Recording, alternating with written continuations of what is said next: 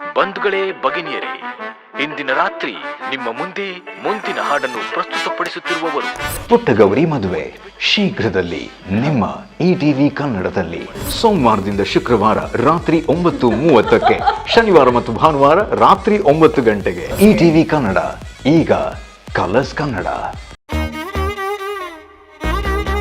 ಒಂದು ಸ್ಟೇಜಲ್ಲಿ ಹೋಗಿ ಮಾತಾಡೋ ಧೈರ್ಯ ಇರಲಿಲ್ಲ ನನಗೆ ಕಾಲೇಜ್ ಹೋಗೋ ತನಕ. ಆದರೂ ಹೋಗಿ ಮಾತಾಡಿದ್ರು ಕೂಡ ಒಂದಿಷ್ಟು ಸಾವಿರ ತಪ್ಪುಗಳನ್ನು ಮಾಡ್ತಿದ್ದೆ. ಕನ್ನಡದಲ್ಲಿ ಯೋಚನೆ ಮಾಡುವಷ್ಟು, ಕನ್ನಡದಲ್ಲಿ ಮಾತನಾಡುವಷ್ಟು, ಕನ್ನಡದಲ್ಲಿ ಕೆಲಸ ಮಾಡುವ ಒಂದು ಇದರಷ್ಟು ನನ್ನ ಇಂಗ್ಲೀಷ್ನಲ್ಲಿ ಇವತ್ತಿಗೂ ಕೂಡ ಮಾಡೋದಕ್ಕೆ ಸಾಧ್ಯ ಇಲ್ಲ, ಯಾಕಂದ್ರೆ ನಾವು ಕನ್ನಡ ಮೀಡಿಯಂ. ಸಿಗರೇಟ್ ಸೇದೋದ್ರಿಂದ ಧ್ವನಿ ತುಂಬ ಚಂದ ಆಗುತ್ತೆ. ಇವನ್ ಕಿಚ್ಚ ಸುದೀಪ್ ಸರು ಬಹುಶಃ ಹಾಗೆ ಮಾಡಿದ್ರು ಅನ್ನೋ ಗೊಂದಲವು ಕೂಡ ಎಷ್ಟೋ ಜನರಲ್ಲಿ ಇದೆ. ಅದು ಎಷ್ಟು ಸತ್ಯ ಎಷ್ಟು ಸುಳ್ಳು ಅನ್ನೋದು ಗೊತ್ತಿಲ್ಲ. ಇದೆ ಆ ಥರದ ಮಾತುಗಳು ನಾನು ಕೂಡ ಕೇಳಿದ್ದೀನಿ. ನಿಮ್ಮ ಧ್ವನಿಗೆ ಅಲ್ಲಿ ಕಲರ್ಸ್ ಕನ್ನಡ ಪೇ ಮಾಡ್ತಿದ್ದ ಅಮೌಂಟ್ ಎಷ್ಟು ಅಂತ ಸೀಕ್ರೆಟ್ ಅಂತ ತಿಳ್ಕೊಬೋದಾ? ಆಡದೇ ಇದ್ರೂ ಕೂಡ 7-8 ಕೋಟಿ. ಅಟ್ಲೀಸ್ಟ್ ಒಂದು ಚಿಕ್ಕ ಕ್ಲೂ. ಕೆಲವು ಸೊನ್ನೆಗಳಿದೆ ಅದರಲ್ಲಿ. ಓಕೆ, ಎಲ್ಲಿದೆ, ಎಷ್ಟಿದೆ, ಯಾವ್ದ್ರ ನಂತರ ಯಾವ್ದ್ರ ಮೊದಲು. ಬೇಡ ಸೊನ್ನೆಗಳು ಬೇಡ, ಎಷ್ಟು ಕೊಮ್ಮ ಬರುತ್ತೆ ಅಂತ. ಚಿಕ್ಕ ರಿಕ್ವೆಸ್ಟ್ ಏನಂದ್ರೆ, ನಮ್ಮ ಸಪ್ತಾಶ್ವ ಟಿವಿಯನ್ನ ಮತ್ತೆ ಅಂಡ್ ನಿಮ್ಮ ಬಾಯಲ್ಲಿ ನನ್ನ ಹೆಸರು ಶಮ್ಮಿ ಶೆಟ್ಟಿ ಅನ್ನೋದನ್ನ ಕೇಳಬೇಕು ಅಂತ ಆಸೆ. ದಿನ 10 ರಾತ್ರಿ 8:30 ಇಲ್ಲಿ ಸಪ್ತಾಶ್ವ ಟಿವಿಯ ವಿಶೇಷ ಸಂದರ್ಶನವನ್ನ ಶಮ್ಮಿ ಶೆಟ್ಟಿಯವರು ನಡೆಸ್ಕೊಳ್ತಾ ಇದ್ದಾರೆ. ಓ ಮೈ ಗಾಡ್. ಪ್ರತಿ ಸೀಸನ್ ಶುರುನಲ್ಲಿ ಎಲ್ಲರೂ ಹೇಳೋದು, ಅಥವಾ ಸ್ವಲ್ಪ ದಿನ ಆದ್ರೂ ಕೂಡ ಕಮೆಂಟ್ಗಳು, ಲಾಸ್ಟ್ ಸೀಸನ್ ತರ ಕಂಟೆಸ್ಟೆನ್ಸ್ ಇಲ್ಲ ಅಂತ. ಆದ್ರೂ ಜನ TRP ಎಷ್ಟೋ ಜನ ಹೇಳೋದು, ಸರ್ ಬಿಗ್ ಬಾಸ್ ಒಂದು ಸ್ಕ್ರಿಪ್ಟೆಡ್ ಅಪ್ಪ. ಹೌದು ಹೌದು, ಖಂಡಿತ.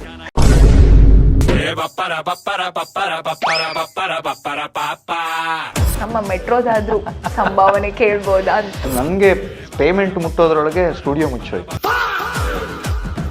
ಮೆಟ್ರೋ ಧ್ವನಿ ಏನಿದೆಯಲ್ಲ ಸರ್, ಅದನ್ನ ನಮ್ಮ ಕರಾವಳಿ ಭಾಗದಲ್ಲಿ ಮೆಟ್ರೋ ಬಂದ್ರೆ ಹೇಗಿರುತ್ತೆ ಅಂತ. The next station is Bainduru or Putturu and the doors will open on the left. Please mind the gap while deboarding. ದುಡ್ಡು ಬೇಕು, ಆದರೆ ದುಡ್ಡೇ ಎಲ್ಲ ಅಲ್ಲ ಅಂತನೂ ಕೂಡ ನಾನು ಬಿಲೀವ್ ಮಾಡ್ಕೊಬಂದೆ. ಈ 3 ವಿಷಯ ನೆನ್ಪಿಟ್ಕೊಳ್ಳಿ ಅಂತ ಹೇಳ್ತೀನಿ: ಒಬ್ಸರ್ವ್, ಪ್ರಾಕ್ಟಿಸ್, ರಿಪೀಟ್.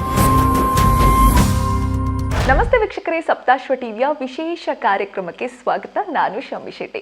ಇವತ್ತು ನಮ್ಮ ವಿಶೇಷ ಕಾರ್ಯಕ್ರಮದಲ್ಲಿ ಬಹುಶಃ ನಿಮ್ಮೆಲ್ಲರಿಗೂ ಪರಿಚಯ ಇರುವಂತಹ ಧ್ವನಿ ಇದು. ಧ್ವನಿ ಮಾಂತ್ರಿಕ ಅಂತಲೇ ಕರಿಬಹುದು.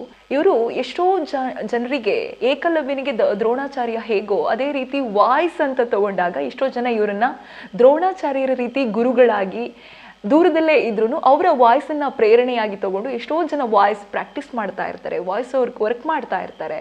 ಯಾರಪ್ಪ ಇದು ಇಷ್ಟೊಂದು ಬಿಲ್ಡಪ್ ಅಂತಲೇ ಅನ್ಕೋಬೋದು, ಯಾಕಂದರೆ ನಿಮಗೆ ಅವರನ್ನು ನೋಡಿದ್ರೆ, ಪರಿಚಯ ಮಾಡಿದ್ರೆ ಬಹುಶಃ ಈ ಬಿಲ್ಡಪ್ ಬೇಕಿತ್ತು ಅಂತ ಅನಿಸುತ್ತೆ.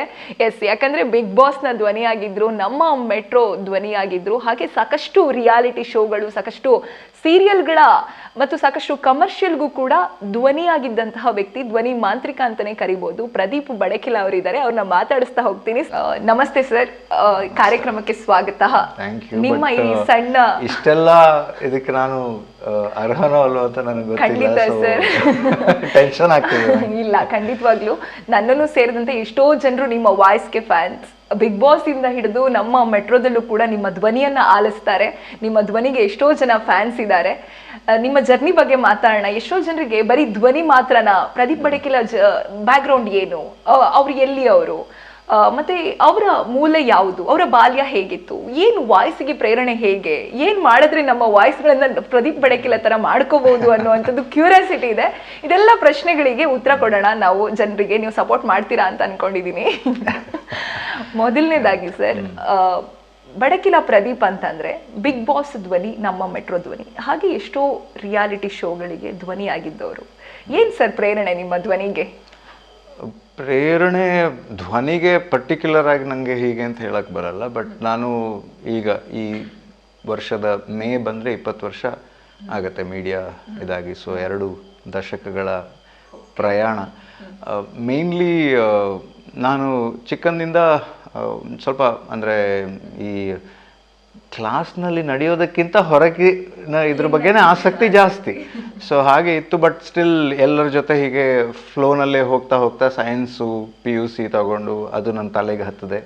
ಆಮೇಲೆ ಏನು ಮಾಡೋದು ಅಂತಂದಾಗ ಅದಾಗಲೇ ನಂಗೆ ಸ್ವಲ್ಪ ಬರವಣಿಗೆ ಎದ್ದಿರ್ಬೋದು ಅಥವಾ ಈ ಮೀಡಿಯಾ ರಿಲೇಟೆಡ್, ಬಟ್ ಮೀಡಿಯಾ ಅನ್ನೋದನ್ನೇ ನಾನು ತಗೋಬೇಕು ಅನ್ನೋ ಯೋಚನೆ ಇರಲಿಲ್ಲ. ಬಟ್ ಆ ಟೈಮಲ್ಲಿ ನಂಗೆ ಒಂದು ಸ್ವಲ್ಪ ಈ ಸೈಡಿಗೆ ಹೋಗೋಣ ಅಂತ ಒಂದು ಸ್ವಲ್ಪ ಪ್ರೇರಣೆ ಸಿಕ್ಕಿ ಜರ್ನಲಿಸಮ್ ಮಾಡಿ, ಅದಾದ ನಂತರ ನಾನು ನ್ಯೂಸ್ ಚಾನಲಲ್ಲಿ ಒಂದಿಷ್ಟು ವರ್ಷ ಕೆಲಸ ಮಾಡ್ತಾ, ಸೊ ಆ ಕೆಲಸ ಮಾಡೋದಕ್ಕೆ ಆರಂಭ ಮಾಡಿದಾಗ ಅಲ್ಲಿ ನನಗೆ ಆ್ಯಂಕರಿಂಗ್ ಇರ್ಬೋದು, ರಿಪೋರ್ಟಿಂಗ್ ಇರ್ಬೋದು, ಅಥವಾ ಸ್ಕ್ರಿಪ್ಟ್ ರೈಟಿಂಗ್ ಇರ್ಬೋದು, ಅಥವಾ ಟ್ರಾನ್ಸ್ಲೇಷನ್ ಇರ್ಬೋದು, ಮತ್ತು ಇವನ್ ಪ್ರೊಡಕ್ಷನ್, ಅದೆಲ್ಲದ್ರ ಜೊತೆಗೆ ಒಂದು ನ್ಯೂಸ್ ಚಾನಲಲ್ಲಿ ಇನ್ನು ಲಾಂಚಿಗೆ ಮೊದಲೇ ನಮ್ಮನ್ನೆಲ್ಲನೂ ಕೂಡ ಈ ವಾಯ್ಸ್ ಓವರಲ್ಲೂ ಕೂಡ ಟ್ರೈನ್ ಮಾಡ್ತಾಯಿದ್ರು.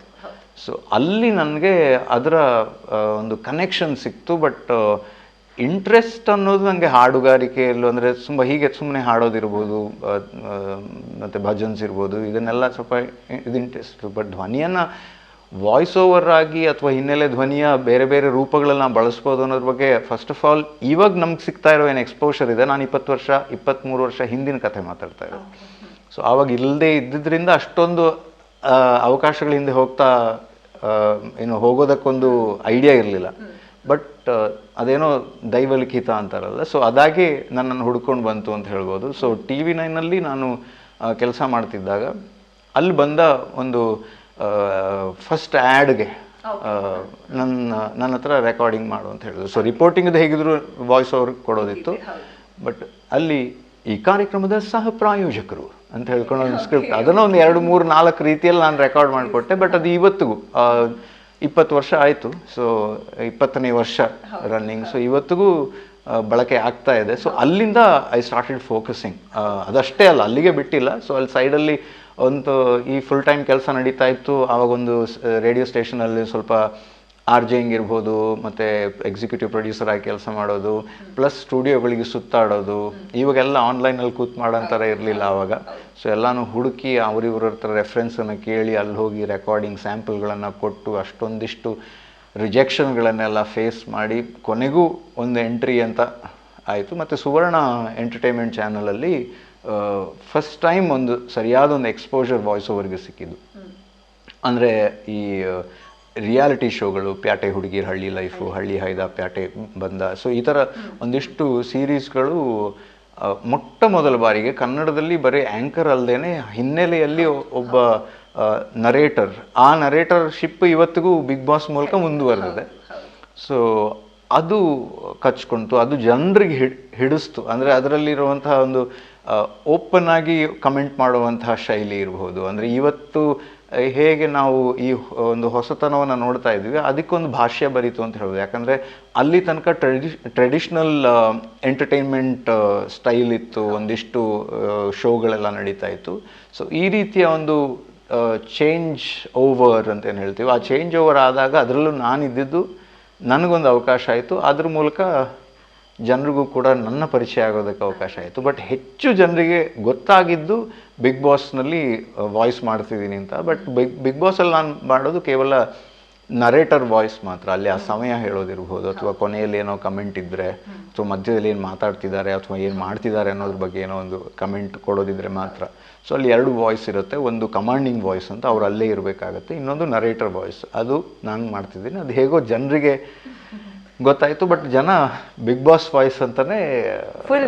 ಹೌದು ಸರ್, ಹೌದು. ನಿಮ್ಮ ವಾಯ್ಸ್ ಕೇಳಿದ ತಕ್ಷಣ ಬಿಗ್ ಬಾಸೇ ಮಾತಾಡ್ತಿರ್ಬಹುದು ಅನ್ನೋ ಅಷ್ಟು ಮಟ್ಟಿಗೆ ಹಿಡಿಸಿತ್ತು. ಇನ್ನು ನಿಮ್ಮ ಹತ್ರ ನಾನು ಮಾತಾಡ್ತಾ ಕೇಳಲೇಬೇಕು ಅಂತ ಅನಿಸ್ತು. ಯಾಕಂದ್ರೆ ನೀವು ಹೇಳಿದ್ರಿ ಹವ್ಯಕ ಭಾಷೆಯನ್ನ ನೀವು ಮನೇಲಿ ಮಾತಾಡ್ತೀರಿ ಅಂತ, ಆಗ್ಲೇ ನನ್ನ ಹತ್ರ ಮಾತಾಡುವಾಗ ಹೇಳಿದ್ರಿ. ಹಾಗಾಗಿ ಕೇಳ್ತಾ ಇದ್ದೀನಿ. ಅದರಲ್ಲೂ ಮಂಗಳೂರು ಭಾಗದವರು ಅಂತಂದಾಗ ಆ ಭಾಷೆಯ ಒಂದು ಶೈಲಿ ಇರುತ್ತೆ, ಅದ್ರ ಜೊತೆಗೆ ನೀವು ಹವ್ಯಕ ಅಂತಂದ್ರೆ ಆ ಭಾಷೆ ಇರುತ್ತೆ. ಆದ್ರೆ ನಿಮ್ಮ ವಾಯ್ಸ್ ಓವರ್ ಅಂತ ತಗೊಂಡ್ರೆ ಸರ್, ಆ ಕನ್ನಡದ ಶುದ್ಧತೆ, ಆ ಸ್ಪಷ್ಟತೆ, ಆ ಪದಗಳ ಬಳಕೆ ಏನಿದೆ, ತುಂಬಾ ಎಲ್ರನ್ನು ಇಂಪ್ರೆಸ್ ಮಾಡುವ ರೀತಿಯದ್ದು. ಹೇಗೆ ಸರ್ ಈ ಬದಲಾವಣೆ ಹೇಗೆ? ಅಂದರೆ ಬದಲಾವಣೆ ಅನ್ನೋದಕ್ಕೆ ಅಲ್ಲಿಯ ಕೆಲಸದಲ್ಲಿ ನಾನು ನನ್ನನ್ನು ಅಳವಡಿಸ್ಕೊಂಡಿದ್ದು, ಅಲ್ಲಿ ಪ್ರಾಕ್ಟೀಸ್ ಮಾಡಿದ್ದು ಇದೆ. ಬಟ್ ಅದಕ್ಕೆ ಮೂಲ ನಮ್ಮ ಊರದೇನೆ. ಸೊ ಮಂಗಳೂರಿನವರು ಅಂತಂದರೆ ಸ್ಪಷ್ಟ ಕನ್ನಡ ಮಾತಾಡೋರು, ಗ್ರಾಂಥಿಕವಾಗಿ ಇದು ಮಾಡೋರು ಅಂತ. ಅದಕ್ಕಿಂತ ಹೆಚ್ಚು ಒಂದು ಲೆವೆಲ್ ನಮಗೆ ಎಕ್ಸ್ಟ್ರಾ ಒಂದು ಲಾಭ ಏನು ಅಂತಂದರೆ ಹವ್ಯಗನ್ನಡ ಹವ್ಯಕ ಅನ್ನೋದು ಅದರಲ್ಲಿ ನಾವು ಹೆಚ್ಚು ಪದ ಸ್ಪಷ್ಟತೆಗಳಿಗೆ ಆದ್ಯತೆ ಇರುತ್ತೆ ಭಾಷೆಯಲ್ಲಿ, ಮತ್ತು ನಾವು ನಿತ್ಯವೂ ಈ ಮಂತ್ರಗಳು ಶ್ಲೋಕಗಳು ಇದು ಮಾಡೋದ್ರಿಂದ ಆ ಪದ ಸ್ಪಷ್ಟತೆಯನ್ನು ನಾವು ಲೈಫಲ್ಲಿ ಹಾಗೆ ನ್ಯಾಚುರಲ್ ಆಗಿ ಅಳವಡಿಸ್ಕೊಂಡಿರ್ತೀವಿ. ಸೊ ನೀವು ಈ ಭಾಗದ ಹೆಚ್ಚಿನೆಲ್ಲ ನಮ್ಮ ಹವ್ಯಕರೇ ಅಲ್ಲ ಅಥವಾ ಹೆಚ್ಚಿನ ಬ್ರಾಹ್ಮಣ ಮನೆ ಥರದ್ದು ನೋಡಿದ್ರೆ ಅದು ಬಂದಿರುತ್ತೆ. ಸೊ ಹಾಗಂತ ಬೇರೆ ಎಲ್ಲ ಸಮುದಾಯದಲ್ಲೂ ಒಳ್ಳೆ ಭಾಷೆ ಇರೋರು ಇಲ್ಲ ಅಂತಲ್ಲ, ನಮ್ಗೆ ಅದು ನ್ಯಾಚುರಲ್ ಆಗೇ ಬಂದಿರುತ್ತೆ. ಸೊ ಅದು ಆ ರೀತಿ ಹೆಲ್ಪ್ ಆಯಿತು. ಬಟ್ ಇನ್ನೊಂದು ಸೈಡಿಂದ ನೋಡೋದು ಅಂತಂದರೆ, ನಾನು ಈಗಾಗಲೇ ತುಂಬ ಸತಿ ಹೇಳಿರೋ ವಿಚಾರ ಏನು ಅಂತ, ಒಂದು ಸ್ಟೇಜಲ್ಲಿ ಹೋಗಿ ಮಾತಾಡೋ ಧೈರ್ಯ ಇರಲಿಲ್ಲ ನನಗೆ ಕಾಲೇಜ್ ಹೋಗೋ ತನಕ. ಆದರೂ ಹೋಗಿ ಮಾತಾಡಿದ್ರು ಕೂಡ ಒಂದಿಷ್ಟು ಸಾವಿರ ತಪ್ಪುಗಳನ್ನು ಮಾಡ್ತಿದ್ದೆ. ಅದು ಅಷ್ಟನ್ನು ಬಿಟ್ಟು ನೀವು ನನಗೊಂದು ವಾಯ್ಸ್ ಓವರ್ಗೆ ಸ್ಕ್ರಿಪ್ಟ್ ಕೊಟ್ಟರು ಕೂಡ ಅದು ಒಂದು ಪ್ಯಾರಾಗ್ರಾಫಲ್ಲಿ ನಾನು 10 ತಪ್ಪುಗಳನ್ನು ಮಾಡ್ತಿದ್ದೆ. ಅದೆಲ್ಲ ಅದೇ ಉಗುಳಿ ರೋಗ ಬೊಗಳಿ ರಾಗ ಅನ್ನೋ ಥರ ಪ್ರಾಕ್ಟೀಸ್ ಮಾಡಿ it became a part of me. ಹಾಗಾದ್ರೆ ಜನಕ್ಕೆ ಇದೊಂದು ಸೀಕ್ರೆಟ್ ಅಂತ ಆಯ್ತು, ಪ್ರಾಕ್ಟೀಸ್ ಇನ್ನೊಂದು ಇಂಪಾರ್ಟೆಂಟ್. ನಾನು ಎಲ್ಲ ಯಾರೇ ಕೇಳಿದ್ರು ನಂಗೆ ಜಾಸ್ತಿ ಹೇಳ್ಕೊಡೋಕೆ ಗೊತ್ತಿಲ್ಲ, ಬಟ್ ಈ 3 ವಿಷಯ ನೆನ್ಪಿಟ್ಕೊಳ್ಳಿ ಅಂತ ಹೇಳ್ತೀನಿ. Observe, practice, repeat. Observe practice repeat ಅಷ್ಟೇ.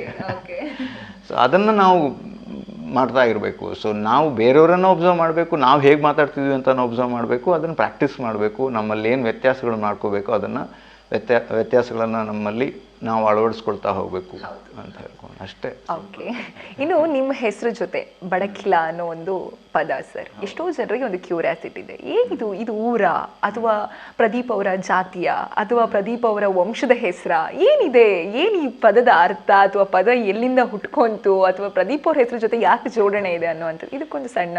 ಇದು ಒಂದು ರೀತಿ ನಮ್ಮ ಊರು ಹೌದು, ಈ ಸೂರು ಹೌದು. ಬಡಕಿಲ ಅಂದರೆ ಈ ಒಂದಿಷ್ಟು ಮನೆಗಳ ಒಂದು ಸಮೂಹ.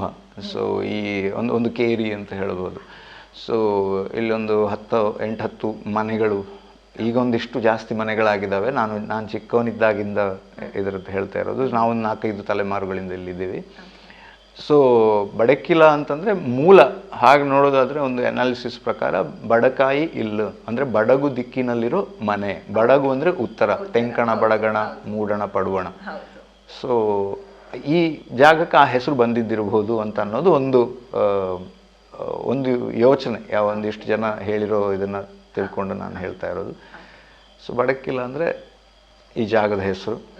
ಸೊ ನಾವದೇ ಹವ್ಯಕ ಇದರಿಂದ ನಮ್ಮದು ಸರ್ನೇಮ್ ಭಟ್ ಅಂತ ಬರುತ್ತೆ. ಬಟ್ ನನ್ನ ಇದರಲ್ಲಿ ಎಲ್ಲೂ ಭಟ್ ಅಂತ ಬಳಕೆ ಆಗಿಲ್ಲದೆ ಇರೋದ್ರಿಂದ ನನ್ನ ಹೆಸರು ಜೊತೆ ಅದು ಸೇರಿಕೊಂಡಿಲ್ಲ ಅಷ್ಟೆ. ಓಕೆ, ಇನ್ನು ನೀವು ಹೇಳಿದ ಹಾಗೆ ಬಡಕಿಲ ಒಂದು ಸೂರು ಕೂಡ ಹೌದು ಅಂತಂದ್ರೆ, ಇನ್ನು ಇವತ್ತು ನಾವು ಕೂತಿರುವಂತಹ ಜಾಗ ಸುಮಾರು 75 ವರ್ಷದ ಇತಿಹಾಸ ಇರುವಂತಹ ಜಾಗ.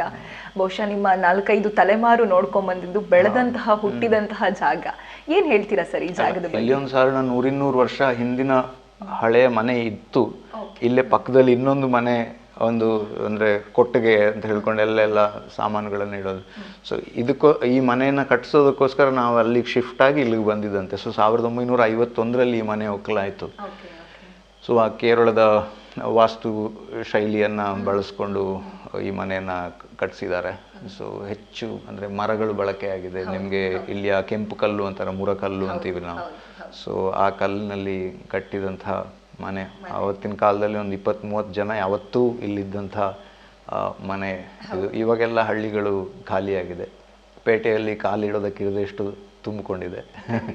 ಹಾಗೆ ಇವಾಗ ಅಷ್ಟು ಜನ ಇಲ್ಲದೇ ಇದ್ದರೂ ಆ ಮನೆ 75 ವರ್ಷದ ಒಂದು ಸೌಂದರ್ಯವನ್ನು ಉಳಿಸ್ಕೊಳ್ಳೋ ಒಂದು ಜವಾಬ್ದಾರಿ ನಮಗಿದೆ.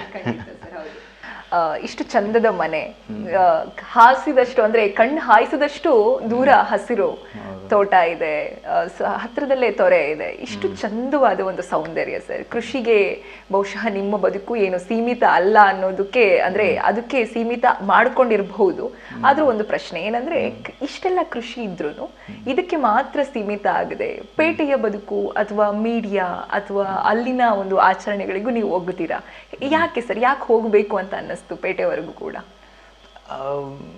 ಅಂದರೆ ಅದಕ್ಕೆ ಸ್ಪೆಸಿಫಿಕ್ ಆಗಿ ನನ್ನ ಹತ್ರ ಉತ್ತರ ನೇರವಾಗಿ ಇಲ್ಲದೇ ಇದ್ದರೂ ಕೂಡ ನನಗೆ ಹೆಚ್ಚು ಆಸಕ್ತಿ ಮಾಧ್ಯಮದಲ್ಲಿ ಬೆಳೀತಾ ಬಂತು. ಅದು ನಾನು ಆ PUCಯ ಸಂದರ್ಭದಲ್ಲೇ ಒಂದು ಚೇಂಜ್ ಓವರ್ ಅಂತ ಹೇಳಿದ್ನಲ್ಲ. ಸೊ ಅಲ್ಲಿಂದ ನನಗೆ ಈಗ ನಾನು ಕೂತ್ರೆ ನಿಂತರೆ ನಂಗೆ ಅದೇ ಯೋಚನೆ ಬರುತ್ತೆ ಹೊರತು ಬೇರೆ ಯಾವ ಯೋಚನೆಗಳು ಇಲ್ಲ. ಸೊ ಅದೇ ಮಾಧ್ಯಮವೇ ನನ್ನ ಬದುಕಾಗಿದೆ. ಅಂದರೆ ಒಂದೇ ಅದರಲ್ಲೇ ಏನೋ ಬೇರೆ ಬೇರೆ ಇದನ್ನು ಮಾಡ್ತಾ ಇರೋದು. ಹಾಗತ್ತಾ ಕೃಷಿಯನ್ನು ಈಗ ನನ್ನ ತಂದೆ ತಾಯಿ ನೋಡ್ಕೊಳ್ತಾ ಇರೋದ್ರಿಂದ ಈ ಜವಾಬ್ದಾರಿಯಲ್ಲಿ ನಾನು ಜಾಸ್ತಿ ಇಲ್ಲ. ಆದರೆ ಇದನ್ನು ಕೂಡ ಮುಂದುವರಿಸ್ಕೊಂಡು ಹೋಗಬೇಕಾಗಿದೆ. ಮತ್ತು ನಮ್ಮದು ಅಂದರೆ ಹವ್ಯಕ ಬ್ರಾಹ್ಮಣ ಮನೆತನ ಆಗಿರೋದ್ರಿಂದ ಮನೆಯ ಪೂಜೆ ಪುನಸ್ಕಾರಗಳ ಜವಾಬ್ದಾರಿ ಕೂಡ ನಂದು. ಹೌದು, ಅದು ಕೂಡ ಇರುತ್ತೆ. ಒಂದು ತಿಂಗಳಲ್ಲಿ ಎಷ್ಟು ಜರ್ನಿ ಮಾಡ್ತೀರಾ sir? Bengaluru to Badakela to Bengaluru. 8 ವರ್ಷ ನಾನು ಇಲ್ಲೇ ಇದ್ದೆ. 8 ವರ್ಷದಿಂದ ಇತ್ತೀಚೆಗಷ್ಟೇ ನನ್ನ ಸಂಸ್ಥೆನೂ ಕೂಡ ಇಲ್ಲೇ ಒಂದು 4-5 ವರ್ಷ ಹಿಂದೆ ರಿಜಿಸ್ಟರ್ ಮಾಡಿ ಅದನ್ನು ರಿಮೋಟ್ಲಿ ಮಾಡ್ತಾ ಇದ್ದೆ. ಸಾಧಾರಣ ರಾಷ್ಟ್ರದಾದ್ಯಂತ ಬೇರೆ ಬೇರೆ ಕ್ಲೈಂಟ್ಸು, ಅಂದರೆ ನಾವು ಮೇಯ್ನಾಗಿ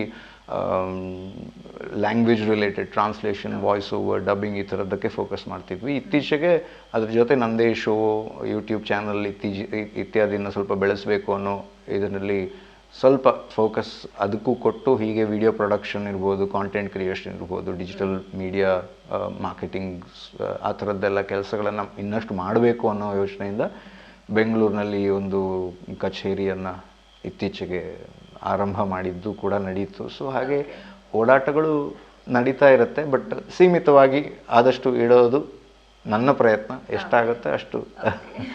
ಹಾಗೆ ಖಂಡಿತ. ಇನ್ನು ಬಡಕೆಲ ಅಂದರೆ ಒಂದು ಪುತ್ತೂರು ಭಾಗಕ್ಕೆ ಸೇರಿದಂತಹ ಜಾಗ.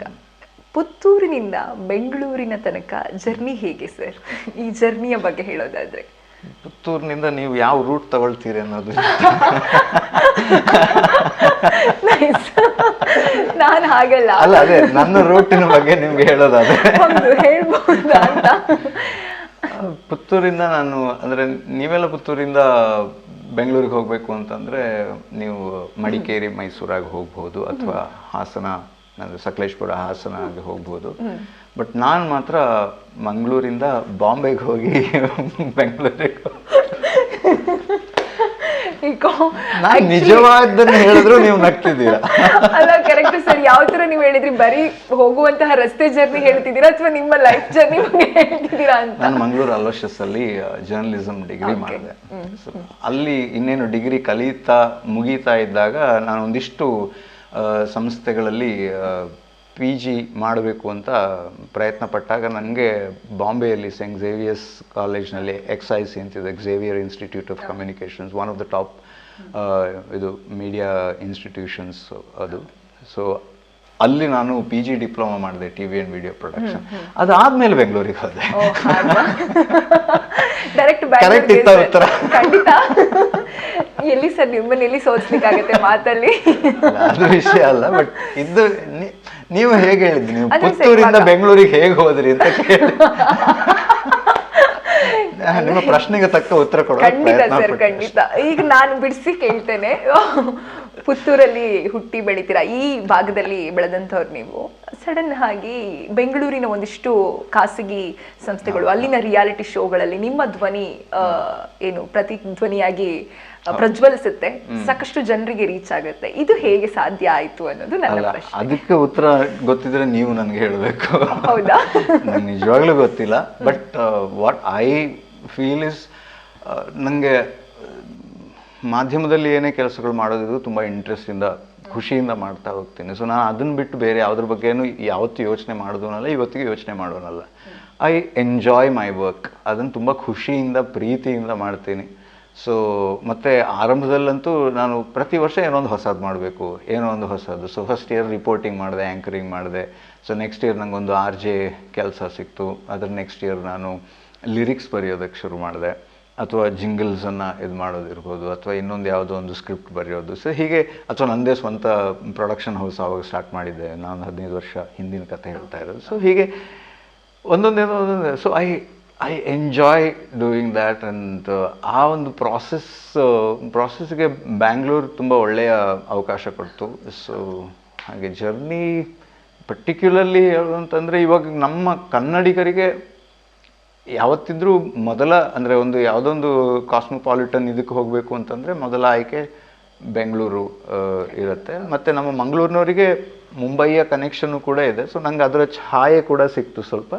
ಬಟ್ ಅಲ್ಲಿಂದ ಬೆಂಗಳೂರಲ್ಲಿ ಮುಖ್ಯ ಆಯ್ಕೆ. ನಾನು ಬೆಂಗಳೂರನ್ನು ಯಾಕೆ ಫಸ್ಟ್ ಚಾಯ್ಸ್ ಯಾಕೆ ಮಾಡಿದೆ ಅಂತಂದರೆ ನನ್ನ ಕನ್ನಡ ಇಂಗ್ಲೀಷ್ಗಿಂತ ಸ್ವಲ್ಪ ಸ್ಟ್ರಾಂಗ್ ಇದೆ ಅಂತ ನನ್ನ ಒಂದು ಅನಿಸಿಕೆ ಆಗಿತ್ತು, ಅದು ಸತ್ಯವೂ ಆಗಿತ್ತು. ಅದಾದ ನಂತರ ನಾನು ಅದು ಇಂಗ್ಲೀಷನ್ನು ಸ್ವಲ್ಪ ಡೆವಲಪ್ ಮಾಡ್ತಾ ಹೋದೆ. ಆದರೆ ಕನ್ನಡದಲ್ಲಿ ಯೋಚನೆ ಮಾಡುವಷ್ಟು, ಕನ್ನಡದಲ್ಲಿ ಮಾತನಾಡುವಷ್ಟು, ಕನ್ನಡದಲ್ಲಿ ಕೆಲಸ ಮಾಡುವ ಒಂದು ಇದರಷ್ಟು ನಾನು ಇಂಗ್ಲೀಷ್ನಲ್ಲಿ ಇವತ್ತಿಗೂ ಕೂಡ ಮಾಡೋದಕ್ಕೆ ಸಾಧ್ಯ ಇಲ್ಲ, ಯಾಕಂದ್ರೆ ನಾವು ಕನ್ನಡ ಮೀಡಿಯಂ. ಸೊ ಅದು ಫಸ್ಟ್ ಇಂಪಾರ್ಟೆಂಟ್. ಖಂಡಿತ. ಇನ್ನು ಈ ವಾಯ್ಸ್ ಓವರ್ ಜರ್ನಿಯನ್ನ ಇಲ್ಲಿಗೆ ಬಿಟ್ಟು ಇನ್ನೊಂದು ಜರ್ನಿ ಬಗ್ಗೆ ಮಾತಾಡೋದಾದ್ರೆ, ನೀವು ಆಕ್ಟಿಂಗ್ ಕೂಡ ಮಾಡಿದ್ರಿ, ಸಿನಿಮಾಗಳಲ್ಲಿ ನಟಿಸಿದ್ರಿ. ಆ ಜರ್ನಿ ಹೇಗಿತ್ತು ಸರ್? ಆ್ಯಕ್ಟಿಂಗ್ ಒಂದು 3-4 ವರ್ಷ ತುಂಬ ಫುಲ್ ಟೈಮ್ ಆಗೇ ಇರೋ ಥರ ಮಾಡಿದೆ. ಸಿನಿಮಾಗಿಂತ ಹೆಚ್ಚು ಸೀರಿಯಲ್ಗಳಲ್ಲಿ ನಟಿಸಿದ್ದು ನಾನು. ಸಿನಿಮಾ ಅಂದರೆ ಒಂದು ಸೋ ಕಾಲ್ಡ್ ಕಮರ್ಷಿಯಲ್ ಅಂತಾರಲ್ಲ ಆ ಥರ, ಅದು ಒಂದು ಇದು ಏನು ಹೇಳ್ತಾರೆ ಅದಕ್ಕೆ, ಈ ಯಾರೋ ನಮ್ಮ ಶಿವರಾಮ್ ಕಾರಂತರ ಪುಸ್ತಕ ಆಧಾರಿತ ಒಂದು ಸಿನಿಮಾ ಮಾಡಿದೆ ನಾನು. ಮತ್ತು ಒಂದು ಕನ್ನಡ ಮತ್ತು ತಮಿಳು ಸಿನಿಮಾದಲ್ಲಿ ಒಂದು ಸಣ್ಣ ಪಾತ್ರ ಮಾಡಿದೆ. ಚಂದ್ರ ಅಂತ ಒಂದು ಸಿನಿಮಾ ಬಂತು, ಪ್ರೇಮ್ ಅವ್ರದ್ದು. ಸೊ ಹೀಗೆ ಒಂದು ರುಚಿಗೆ ತಕ್ಕಷ್ಟು ಒಂದಿಷ್ಟು ಸಿನಿಮಾಗಳು. ಮತ್ತು ಕನ್ನಡದಲ್ಲಿ ಒಂದು 2-3 ಸೀರಿಯಲ್ಗಳಲ್ಲಿ ಲೀಡಾಗಿ ಮಾಡಿದೆ. ಆಮೇಲೆ ತಮಿಳಲ್ಲಿ 1-2 ಸೀರಿಯಲ್ಗಳಲ್ಲಿ ಮಾಡಿದೆ. ಸೊ ಜರ್ನಿ ಅಂದರೆ ಅದು ಅಂದರೆ ಕ್ಯಾಮ್ರಾ ಮುಂದೆ ರಿಪೋರ್ಟರ್ ಆಗಿ ಆ ಥರದ ಒಂದು ಅನುಭವ ಇದಿತ್ತು. ಬಟ್ ಇದು ನನ್ನೊಳಗೆ ಇಲ್ಲದೇ ಇರೋ ನನ್ನನ್ನು ನಾನು ಹೊರಗೆ ತರೋದು. ಅಂದರೆ acting is not about being you. Acting is ಅಂದರೆ ಇನ್ನೊಬ್ಬರಾಗಿ ನೀವು ಇರಬೇಕು, ಆ ಪಾತ್ರವಾಗಿ ನೀವು ಆ ಒಂದು ಚಾಲೆಂಜನ್ನು ತಿಳ್ಕೊಳ್ಳೋದಕ್ಕೆ, ಅದನ್ನು ಕಲ್ತ್ಕೊಳ್ಳೋದಕ್ಕೆ ತುಂಬಾ ಒಳ್ಳೆ ಅವಕಾಶ ಆಯಿತು. ಕೃಷ್ಣ ರುಕ್ಮಿಣಿ ಅನ್ನೋ ಸೀರಿಯಲ್, ಒಂದು ಫಸ್ಟ್ ಸೀರಿಯಲ್, ಅಲ್ಲೊಂದು ಸಣ್ಣ ಪಾತ್ರ, ಅಂದರೆ ಇನ್ನೇನು ಹೀರೋ ಎಂಟ್ರಿಗಿಂತ ಮೊದಲೇ ಒಬ್ಬ ಕ್ಯಾರೆಕ್ಟರ್ದು ಪಾತ್ರ. ಸೊ ಅದಾದಮೇಲೆ ಲಕುಮಿ, ಭಾರತಿ, ರಾಜ್ಕುಮಾರಿ ಅನ್ನೋ ಸೀರಿಯಲ್ಗಳು. ಮತ್ತು ತಮಿಳಿನಲ್ಲಿ ಸನ್ ಟಿ ವಿಯಲ್ಲಿ ಸೊಂದಬಂಧಂ ಅಂತ. ಮತ್ತು ಅದರಲ್ಲಿ 3 ವರ್ಷ ಅದೇ ನನ್ನ ಹೈಯೆಸ್ಟ್ ಇದು. ಸೊ ಚೆನ್ನೈ ಬೆಂಗಳೂರು ಶಟಲ್ ನಡೀತಾ ಇರ್ತಿತ್ತು ನನಗೆ ಆವಾಗ. ಅದಾದ ನಂತರ ಆ್ಯಕ್ಟಿಂಗ್ ಅನ್ನೋದನ್ನು ಅಷ್ಟೊಂದು ಫೋಕಸ್ಡ್ ಆಗಿ ಈಗ ಮಾಡೋದು ಬಿಟ್ಟೆ. ಟಿ ವಿ ಶೋಗಳನ್ನು ಹೋಸ್ಟ್ ಮಾಡಿದೆ, ಮತ್ತು ಕೆಲವು ಒಂದು ಬ್ರ್ಯಾಂಡ್ಗಳಿಗೆ ಮಾಡಲಾಗೂ ಕೂಡ ಆ್ಯಕ್ಟ್ ಮಾಡಿದ್ದು ಇದೆ. ಸೊ ಹೀಗೆ ಅದು ಬೇರೆ ಲೋಕ. ಅದು ಕಡಿಮೆ ಸಮಯದಲ್ಲಿ ನಟನೆಯ ಮೂಲಕವೂ ಸಾಕಷ್ಟು ಜನರನ್ನ ತಲುಪಿದ್ರಿ. ಆದ್ರೂ ಯಾಕೆ ಸರ್ ಅದಕ್ಕೊಂದು ಬ್ರೇಕ್ ಕೊಟ್ಟು ಈ ಕಡೆಗೆ ಜಾಸ್ತಿ ಮನಸ್ಸು ಒಲಿತು ಅಂತ? ಕಾಲ ಆಯಾಯ ಸಂದರ್ಭ, ಆಯಾ ಕಾಲ, ಆಯಾ ವ್ಯವಸ್ಥೆಗಳಿಗೆ ಸರಿಯಾಗಿ ನಾವು ಅವಕಾಶಗಳಿತ್ತು. ಬಟ್ ನನ್ನ ಫೋಕಸ್ ಮತ್ತು ಒಂದು ಆ್ಯಕ್ಟಿಂಗ್ ಅಂತಂದಾಗ ನಿಮ್ಮ ಬೇರೆ ಕೆಲಸಗಳ ಫೋಕಸ್ ಕೂಡ ಸ್ವಲ್ಪ ಕಮ್ಮಿ ಆಗೋ ಸಾಧ್ಯತೆಗಳಿದೆ ಅಂತ.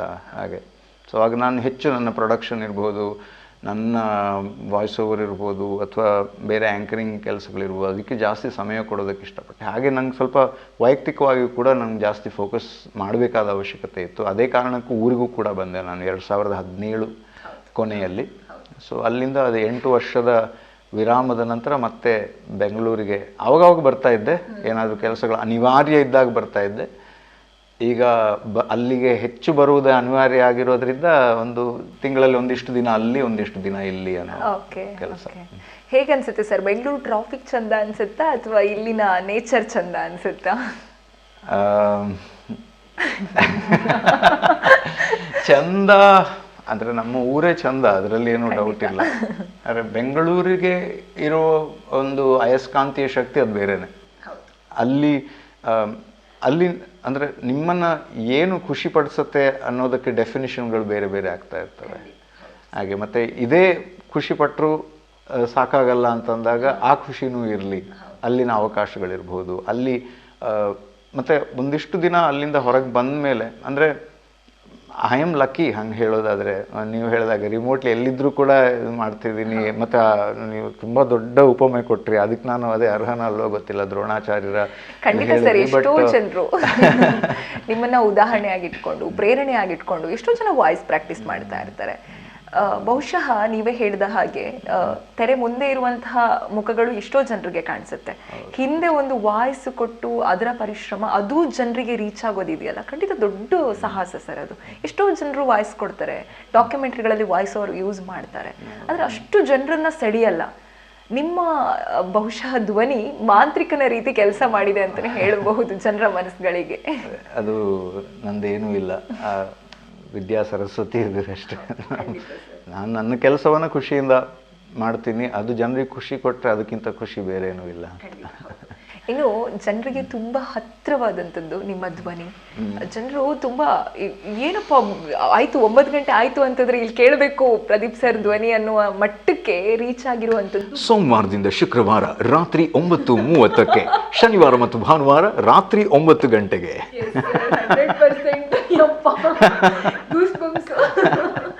ಅಷ್ಟರ ಮಟ್ಟಕ್ಕೆ ಬಿಗ್ ಬಾಸ್ನ ನಿಮ್ಮ ಧ್ವನಿ ಜನರ ಮನಸ್ಸುಗಳಲ್ಲಿ, ಜನರ ಹೃದಯದಲ್ಲಿ, ಜನರ ಕಿವಿಯಲ್ಲೂ ಕೂಡ ನೀವು ಒಂದು ರೀತಿಯಲ್ಲಿ ಅಚ್ಚೊತ್ತು ಬಿಟ್ಟಿದ್ರಿ.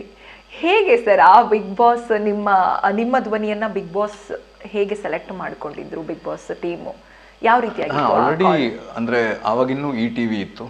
ಸೊ ETV ಅಂದರೆ ಅಫಿಷಿಯಲಿ ಕಲರ್ಸ್ ಆಗಿ ಬದಲಾಗಬೇಕಾಗಿತ್ತಷ್ಟೇ.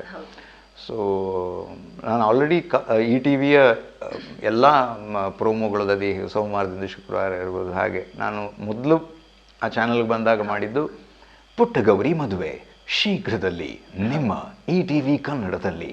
ಅದು ETV ಕನ್ನಡ ಈಗ ಕಲರ್ಸ್ ಕನ್ನಡ ಅಂತ ಹೇಳ್ಕೊಂಡು ಆ ಬದಲಾವಣೆ ಇರ್ಬೋದು. ಸೊ ಆ ಸಂದರ್ಭದಲ್ಲಿ ನಾನು ಆಲ್ರೆಡಿ ಇದು ಮಾಡ್ತಾ ಇದ್ದೆ, ಬಟ್ ಅಲ್ಲಿ ಕಮಾಂಡಿಂಗ್ ವಾಯ್ಸ್ ಆಗಿ ಬೇರೊಂದು ಧ್ವನಿ ಬೇಕಿತ್ತು.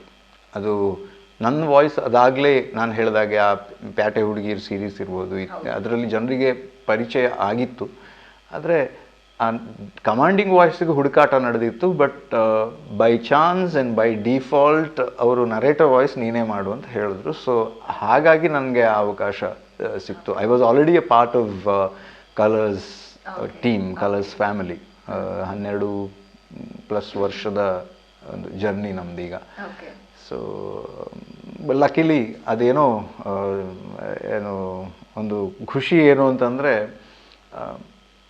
ಸೀಸನ್ 1ರಿಂದ 2ನೇ ಸೀಸನ್ ಒಂದು ಬಿಟ್ಟು, ಸೊ ಸೀಸನ್ 1ರಿಂದ ಇವತ್ತಿನ ತನಕ ನಿರಂತರವಾಗಿ ಕೆಲಸ ಮಾಡೋ ಅವಕಾಶ. ಸೊ ಅದರಲ್ಲಿ ಪೂರ್ತಿ ತಂಡ ಎಷ್ಟು ಜನ ಆ ಅವಕಾಶವನ್ನು ಪಡ್ಕೊಂಡಿದ್ದಾರೆ ಅಂತ ಗೊತ್ತಿಲ್ಲ. ಅಥವಾ ಕಿಚ್ಚ ಸುದೀಪ್ ಅವರು ಹೇಗೆ ಅವರು ನಿರಂತರವಾಗಿ ಎಲ್ಲ ಇದನ್ನು ಮಾಡಿದರು, ಮೇ ಬಿ ಅದೇ ರೀತಿ ನನಗೂ ಕೂಡ ನಿರಂತರ ಅವಕಾಶ ಸಿಕ್ಕಿದ್ದೇ ಒಂದು ಭಾಗ್ಯ ಅಂತ ಹೇಳ್ಬೋದು. ಸೀಸನ್ 2 ಒಂದು ಬೇರೆ ಚಾನಲ್ಗೆ ಹೋಯಿತು. ಸೊ ಅದರಿಂದ ಅದರಲ್ಲಿ ಕೆಲಸ ಮಾಡೋದಕ್ಕೆ ಅವಕಾಶ ಆಗಲಿಲ್ಲ ನನಗೆ. ಆದರೆ ಟೋಟಲ್ ಒಂದು OTT ಸೀರೀಸ್ ಸೇರಿಸಿದ್ರೆ ಒಟ್ಟು 12 ಸೀಸನ್ ಮಾಡಿದ್ದೀನಿ ಅಂತ ಹೇಳ್ಬೋದು. ಖಂಡಿತ ಸರ್. ಇನ್ನು ಬಿಗ್ ಬಾಸ್ನಲ್ಲಿ ಎಲ್ರಿಗೂ ಗೊತ್ತು, ಗೆದ್ದವರಿಗೆ 50 ಲಕ್ಷ ಸಿಗುತ್ತೆ, ಅದನ್ನು ವೇದಿಕೆಯಲ್ಲೇ ಕೊಡ್ತಾರೆ. ಆದರೆ ನಿಮ್ಮ ಧ್ವನಿಗೆ ಅಲ್ಲಿ ಕಲರ್ಸ್ ಕನ್ನಡ ಪೇ ಮಾಡ್ತಿದ್ದ ಅಮೌಂಟ್ ಎಷ್ಟು ಅಂತ, ಆ ಸೀಕ್ರೆಟ್ ಒಂದು ತಿಳ್ಕೊಬೋದಾ ಅಂತ? ಬಿಗ್ ಬಾಸಲ್ಲಿ ಗೆದ್ದವ್ರಿಗೆ 50 ಲಕ್ಷ, ನಮಗೆ ನಾವು ಆಡದೇ ಇದ್ರೂ ಕೂಡ 7-8 ಕೋಟಿ. ಹೇಗೆ ಸರ್? ಯಾವ ತರ ಅಂದ್ರೆ ವರ್ಷಕ್ಕ? ಹಾಗೆ ಖಂಡಿತ ಸರ್, ಹೌದು ಹೌದು. ಸೀಕ್ರೆಟ್ ಆಗೇ ಇರುತ್ತಾ? ಅಟ್ಲೀಸ್ಟ್ ಒಂದು ಚಿಕ್ಕ ಕ್ಲೂ. ಕೆಲವು ಸೊನ್ನೆಗಳಿದೆ ಅದರಲ್ಲಿ. ಓಕೆ, ಎಲ್ಲಿದೆ, ಎಷ್ಟಿದೆ, ಯಾವ್ದ್ರ ನಂತರ ಯಾವ್ದ್ರ ಮೊದಲು? ಬೇಡ ಸೊನ್ನೆಗಳು ಬೇಡ, ಎಷ್ಟು ಕೊಮ್ಮ ಬರುತ್ತೆ ಅಂತ.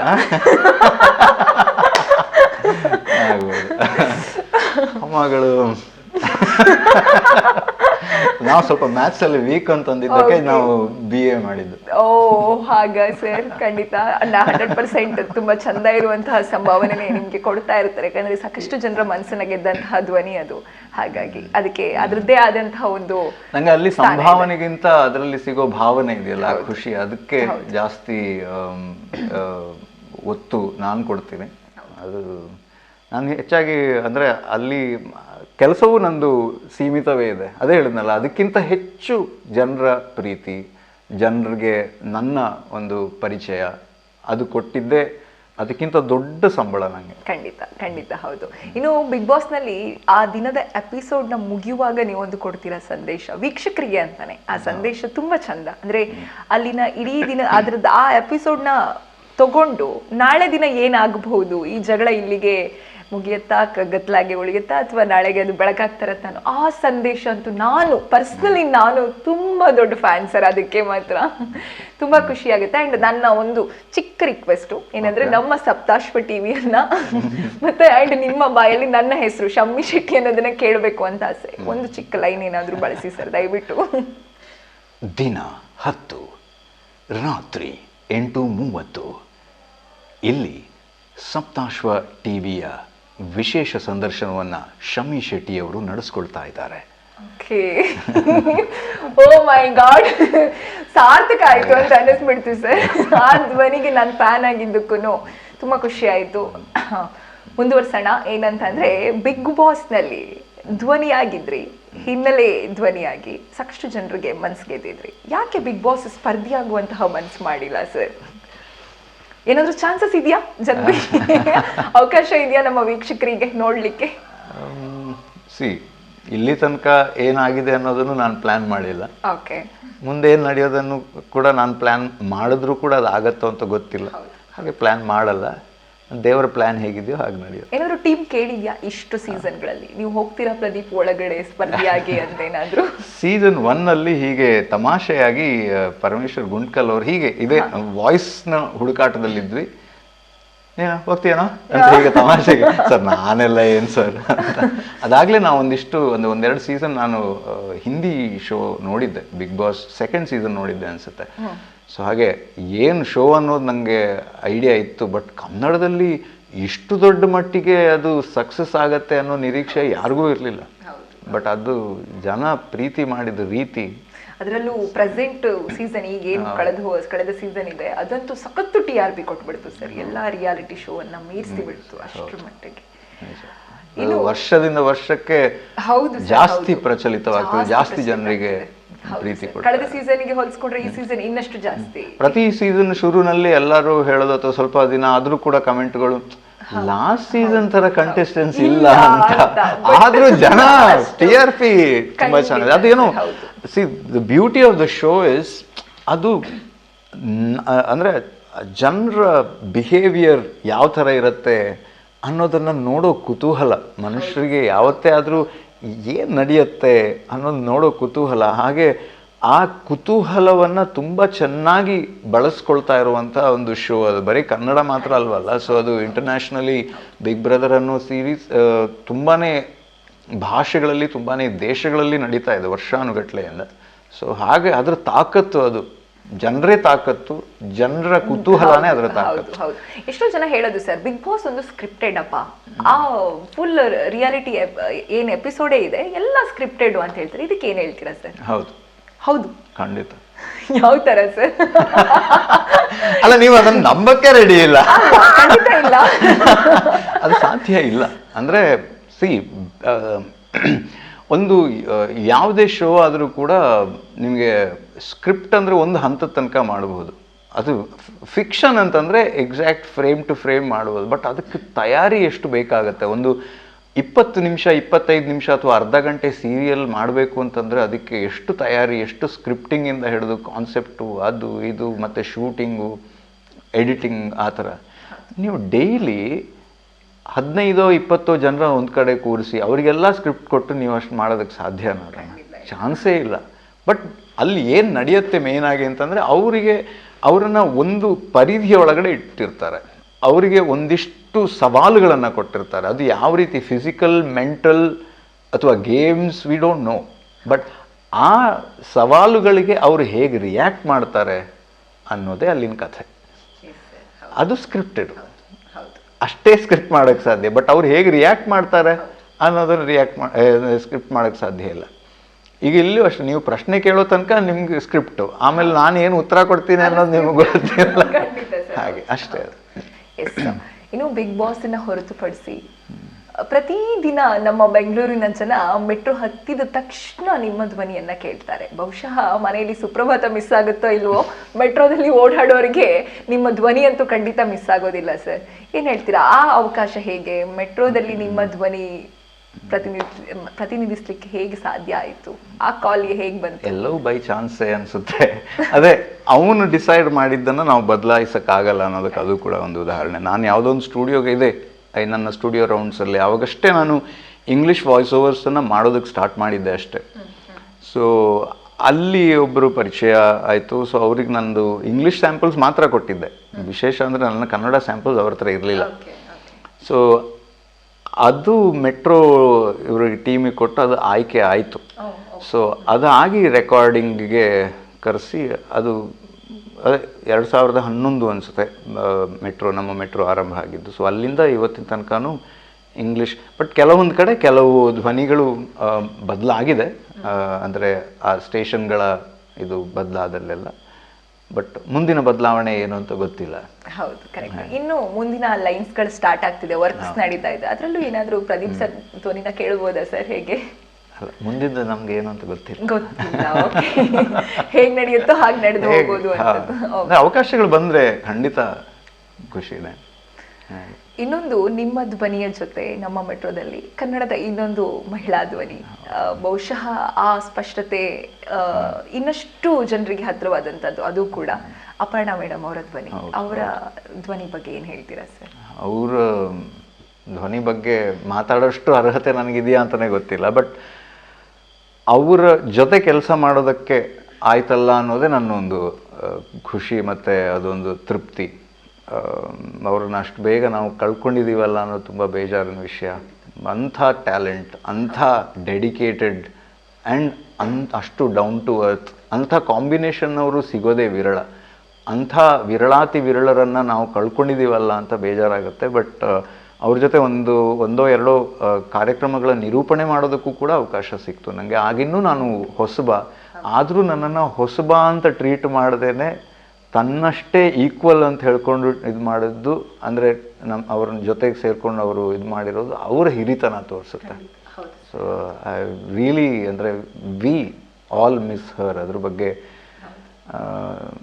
ಡೌಟೇ ಇಲ್ಲ. ಅದೇ ಅವರ ಸ್ಪಷ್ಟತೆ ಇಲ್ಲದ ಕನ್ನಡದ ಮಾಧ್ಯಮ ಲೋಕದ ಭವಿಷ್ಯ ಅಸ್ಪಷ್ಟ ಅಂತ ಹೇಳ್ಬೋದು. ಹಾಗೆ ನಿಜವಾಗ್ಲೂ ಅವರು ಯಾವುದೇ ಕಾರ್ಯಕ್ರಮವನ್ನ ನಿರೂಪಣೆ ಮಾಡಲಿ, ಅವರ ಕನ್ನಡ, ಅವರ ಆ ಕನ್ನಡದ ಬಳಕೆ, ಪದಗಳ ಬಳಕೆ, ಆ ಶುದ್ಧತೆ, ಆ ಸ್ಪಷ್ಟತೆ ತುಂಬಾ ಜನರಿಗೆ ಪ್ರೇರಣೆ. ಅದು ಬಹುಶಃ ಕನ್ನಡದ ನಿರೂಪಣೆ ಮಾಡ್ತೀನಿ ಅಂತ ಹೊರಟ ಎಲ್ಲರಿಗೂ ಕೂಡ ಒಂದು ಏನಂತಾರೆ, ಪ್ರೇರಣೆ ಅಂತಾನೆ ಹೇಳ್ಬಹುದು. ಅಷ್ಟರ ಮಟ್ಟಿಗೆ ದೊಡ್ಡ ಹೆಸರು ಮಾಡಿದಂಥವ್ರು, ಜನರ ಮನಸ್ಸು ಮುಟ್ಟಿದಂಥವ್ರು. ಇನ್ನು ನಿಮ್ಮ ಮುಂದಿನ ಜರ್ನಿಯನ್ನು ಮಾತಾಡೋದಾದ್ರೆ ಸರ್, ನಮ್ಮ ಮೆಟ್ರೋದಲ್ಲಿ ಅಟ್ಲೀಸ್ಟ್ ಬಿಗ್ ಬಾಸ್ ಅಂತೂ ಹೇಳಿಲ್ಲ, ನಮ್ಮ ಮೆಟ್ರೋದಾದ್ರೂ ಸಂಭಾವನೆ ಕೇಳ್ಬೋದಾ ಅಂತ? ಸಂಭಾವನೆ ಅಲ್ಲಿದು ಅದೇ ಆಲ್ರೆಡಿ ನಾನು ಅದ್ರ ಬಗ್ಗೆ ಮಾತಾಡಿದ್ದೆ ಕೂಡ. ಅಂದರೆ ಅದು ಮೆಟ್ರೋದವರ ಇದಲ್ಲ. ಬಟ್ ನಾನೆಲ್ಲಿ ಸ್ಟುಡಿಯೋ ರೆಕಾರ್ಡ್ ಮಾಡಿದ್ನೋ, ಆ ರೆಕಾರ್ಡಿಂಗ್ ಮಾಡಿದ ಸ್ಟುಡಿಯೋ ಪುಣ್ಯಕ್ಕೆ ಅವರ ಫೈಲನ್ನು ಮೆಟ್ರೋದವ್ರಿಗೆ ಕಳಿಸ್ಕೊಟ್ಟಿದ್ರು. ಬಟ್ ನನಗೆ ಪೇಮೆಂಟ್ ಮುಟ್ಟೋದ್ರೊಳಗೆ ಸ್ಟುಡಿಯೋ ಮುಚ್ಚೋಯ್ತು. ಸೊ ಹಾಗಾಗಿ ನನಗೆ ಅಲ್ಲೂ ಅಷ್ಟೇ ಪೇಮೆಂಟು, ಅಂದರೆ ದಿನಕ್ಕೆ ಎಷ್ಟೋ ಲಕ್ಷ ಜನ ಪ್ರಯಾಣಿಸ್ತಾರಲ್ಲ. ಅಲ್ಲ, ಇದಕ್ಕೆಲ್ಲ ನಮಗೆ ಆನೆಸ್ಟ್ಲಿ ಸ್ಪೀಕಿಂಗ್ ಇದಕ್ಕೆಲ್ಲ ಬೆಲೆ ಕಟ್ಟೋಕ್ಕಾಗಲ್ಲ. ಹಂಗೆ ಕೆಲವರು ಹೇಳ್ತಾರೆ, ಓಕೆ ಇಷ್ಟು ವರ್ಷದಿಂದ ಯೂಸ್ ಮಾಡ್ತಿದ್ದಾರೆ ಅಥವಾ ಇದು ಮಾಡ್ತಿದ್ದಾರೆ, ರಾಯಲ್ಟಿ ಕೊಡಬೇಕು. ಬಟ್ ಅದಕ್ಕಿಂತ ಮೀರಿದ್ದು ಅಂತ ನಂಗೆ ಅನಿಸುತ್ತೆ. ಬಿಕಾಸ್ ಈ ದುಡ್ಡು ಬೇಕು, ಆದರೆ ದುಡ್ಡೇ ಎಲ್ಲ ಅಲ್ಲ ಅಂತನೂ ಕೂಡ ನಾನು ಬಿಲೀವ್ ಮಾಡ್ಕೊಂಡು ಬಂದಿರೋ. ದುಡ್ಡು ಬೇಕೇ ಬೇಕು. ಇವತ್ತಿನ ಕಾಲದಲ್ಲಂತೂ ದುಡ್ಡಿಲ್ಲದೆ ಏನು ಯಾವುದನ್ನು ಕೂಡ ನಡೆಸೋದಕ್ಕೆ ಸಾಧ್ಯ ಇಲ್ಲ. ಬಹುಶಃ ನೀವಾಗ್ಲೇ ಹೇಳಿದ್ರೆ ಎಷ್ಟೋ ವರ್ಷದಿಂದ ಬಳಸ್ತಾ ಇದ್ರು, ಅದಕ್ಕೆ ಸಪರೇಟ್ ಆಗಿ ಎಕ್ಸ್ಟ್ರಾ ಏನಾದ್ರು ಪೇ ಮಾಡಬೇಕು ಅನ್ನೋ ಮಾತು ಬಂದಿತ್ತು ಅಂತ. ನಾನು ಅದನ್ನ ಎಕ್ಸಾಂಪಲ್ ಆಗಿ ಕೊಡೋದಾದ್ರೆ, ಇವಾಗ ನಾವೊಂದು ಕಮರ್ಷಿಯಲ್ ಥೀಮ್ ಅಂತ ಹೇಳೋಣ, ಅಲ್ಲಿ ಒಂದು ಆಕ್ಟರ್ ಅಥವಾ ಒಂದು ನಟ ಯಾರಾದ್ರೂ ಒಂದು ಆಕ್ಟ್ ಮಾಡಿರ್ತಾರೆ, ಅವರು ಇಂದಿಷ್ಟು ವರ್ಷಕ್ಕೆ ಅಂತಾನೆ ಮಾಡಿರ್ತಾರೆ. ಆದ್ರೆ ನಿಮ್ಮ ಧ್ವನಿ ಸರ್, ನಮ್ಮ ಮೆಟ್ರೋ ಯಾವಾಗಿಂದ ಪ್ರಾರಂಭ ಆಯ್ತು ಅವಾಗಿಂದನೂ ಇಲ್ಲಿಯವರೆಗೂ ಕೂಡ ಇದೆ.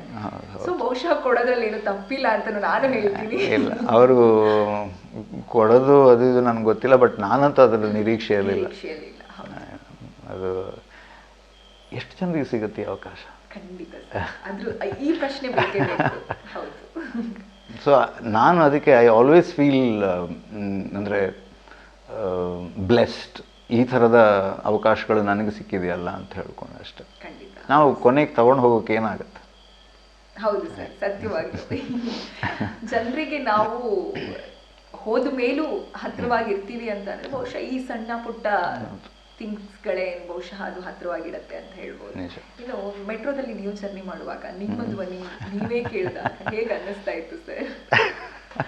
ಅಲ್ಲ, ಅದು ಯಾವತ್ತೂ ಅಂದರೆ ನಮ್ಮ ಇದನ್ನ ಅಂದರೆ ವರ್ಕ್ ಆಗಿ ನೋಡಿದಾಗ ಬೇರೆ ಥರನೇ ಇರುತ್ತೆ. ಬಟ್ ಒಂದಿಷ್ಟು ಜನ ಇನ್ನೂ ತಮಾಷೆ ಏನು ಅಂತಂದ್ರೆ ಅವ್ರಿಗೆ ನಾನ್ ಮಾಡಿದೀನಿ ಅಂತ ಗೊತ್ತಿರಲ್ಲ, ಅದೊಂಥರ ಮಜಾ ಇರುತ್ತೆ. ನೀವೇ ಇರ್ತೀರಾ ಆ ಜಾಗದಲ್ಲಿ, ನಿಮ್ಮ ವಾಯ್ಸ್ ನ ಕೇಳ್ತಿರ್ತಾರೆ, ನೀವೇ ಮುಂದೆ ಇದ್ರೂ ಬಹುಶಃ ನಿಮ್ಮ ಧ್ವನಿ ಅಂತ. ಆದ್ರೂ ಕೆಲವೊಮ್ಮೆ ಅಂದ್ರೆ ಅಲ್ಲಲ್ಲ, ಬಟ್ ಹೊರಗಡೆ ಈಗ ಈ ಸೋಷಿಯಲ್ ಮೀಡಿಯಾ ಇರ್ಬೋದು ಅಥವಾ ಮಾಧ್ಯಮದಲ್ಲಿ ನನ್ನ ಈ ರೀತಿಯ ಇಂಟರ್ವ್ಯೂಗಳಿಂದ ಇರ್ಬೋದು ಒಂದಿಷ್ಟು ಜನ ಅಂದ್ರೆ ಗುರುತಿಸ್ತಾರೆ.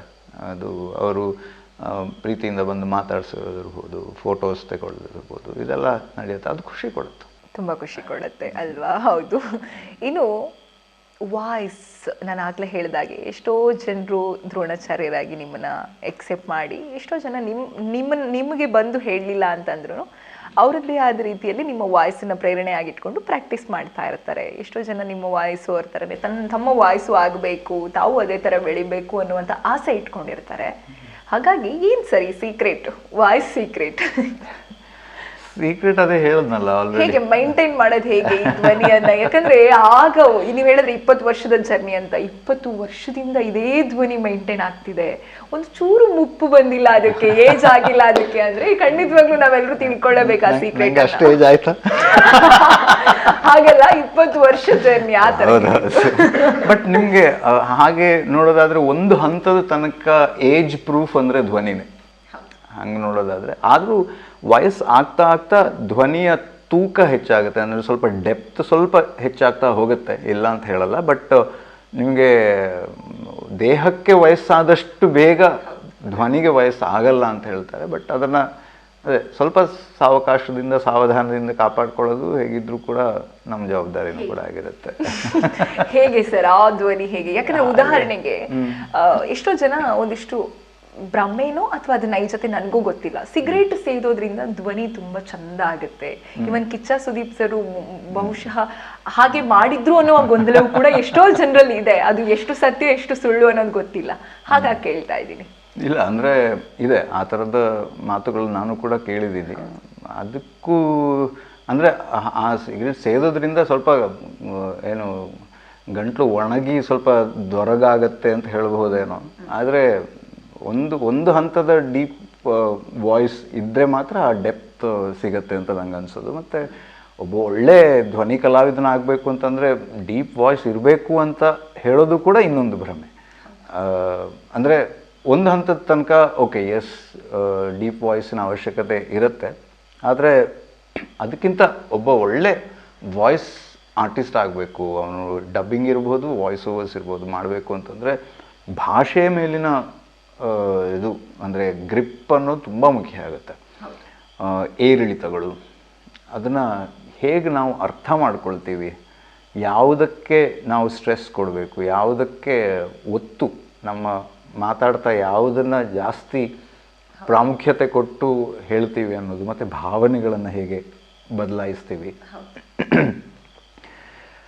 ಬೇಜಾರಿನ ವಿಷಯವನ್ನು ನಾವು ತುಂಬಾ ಎಕ್ಸೈಟೆಡ್ ಆಗಿ ಹೇಳೋಕ್ಕೆ ಸಾಧ್ಯ ಇಲ್ಲ, ಅದು ಭಾರವಾಗಿ ಇರಬೇಕು.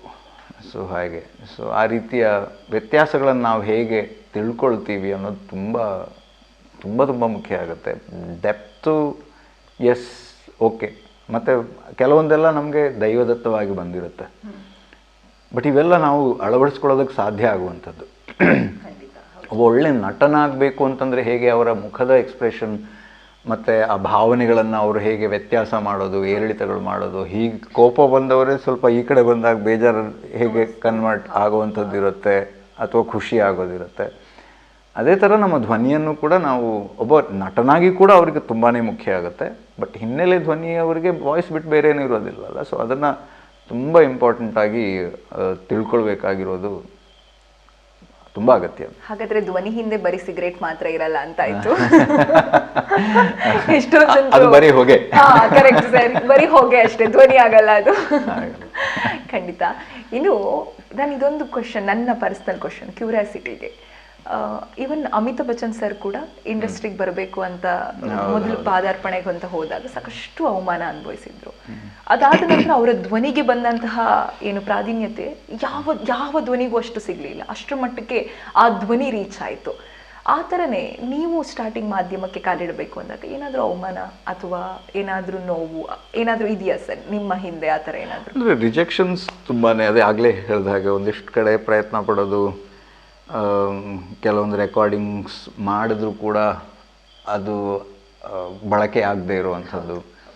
ಮತ್ತು ಯಾಕೆ ನೀನು ಈ ಸ್ಟೈಲಲ್ಲಿ ಹೇಳ್ತಿದ್ದೀಯ? ಯಾಕಂದರೆ ನೀವು ತೀರಾ ಗಮನಿಸಿದರೆ ಒಂದು 15-16 ವರ್ಷದ ಹಿಂದಿನ, 17 ವರ್ಷ ಆಯಿತು ಅನಿಸುತ್ತೆ ಈಗ, ದಿನ ಓಡೋದೇ ಗೊತ್ತಾಗ್ತಿಲ್ಲ.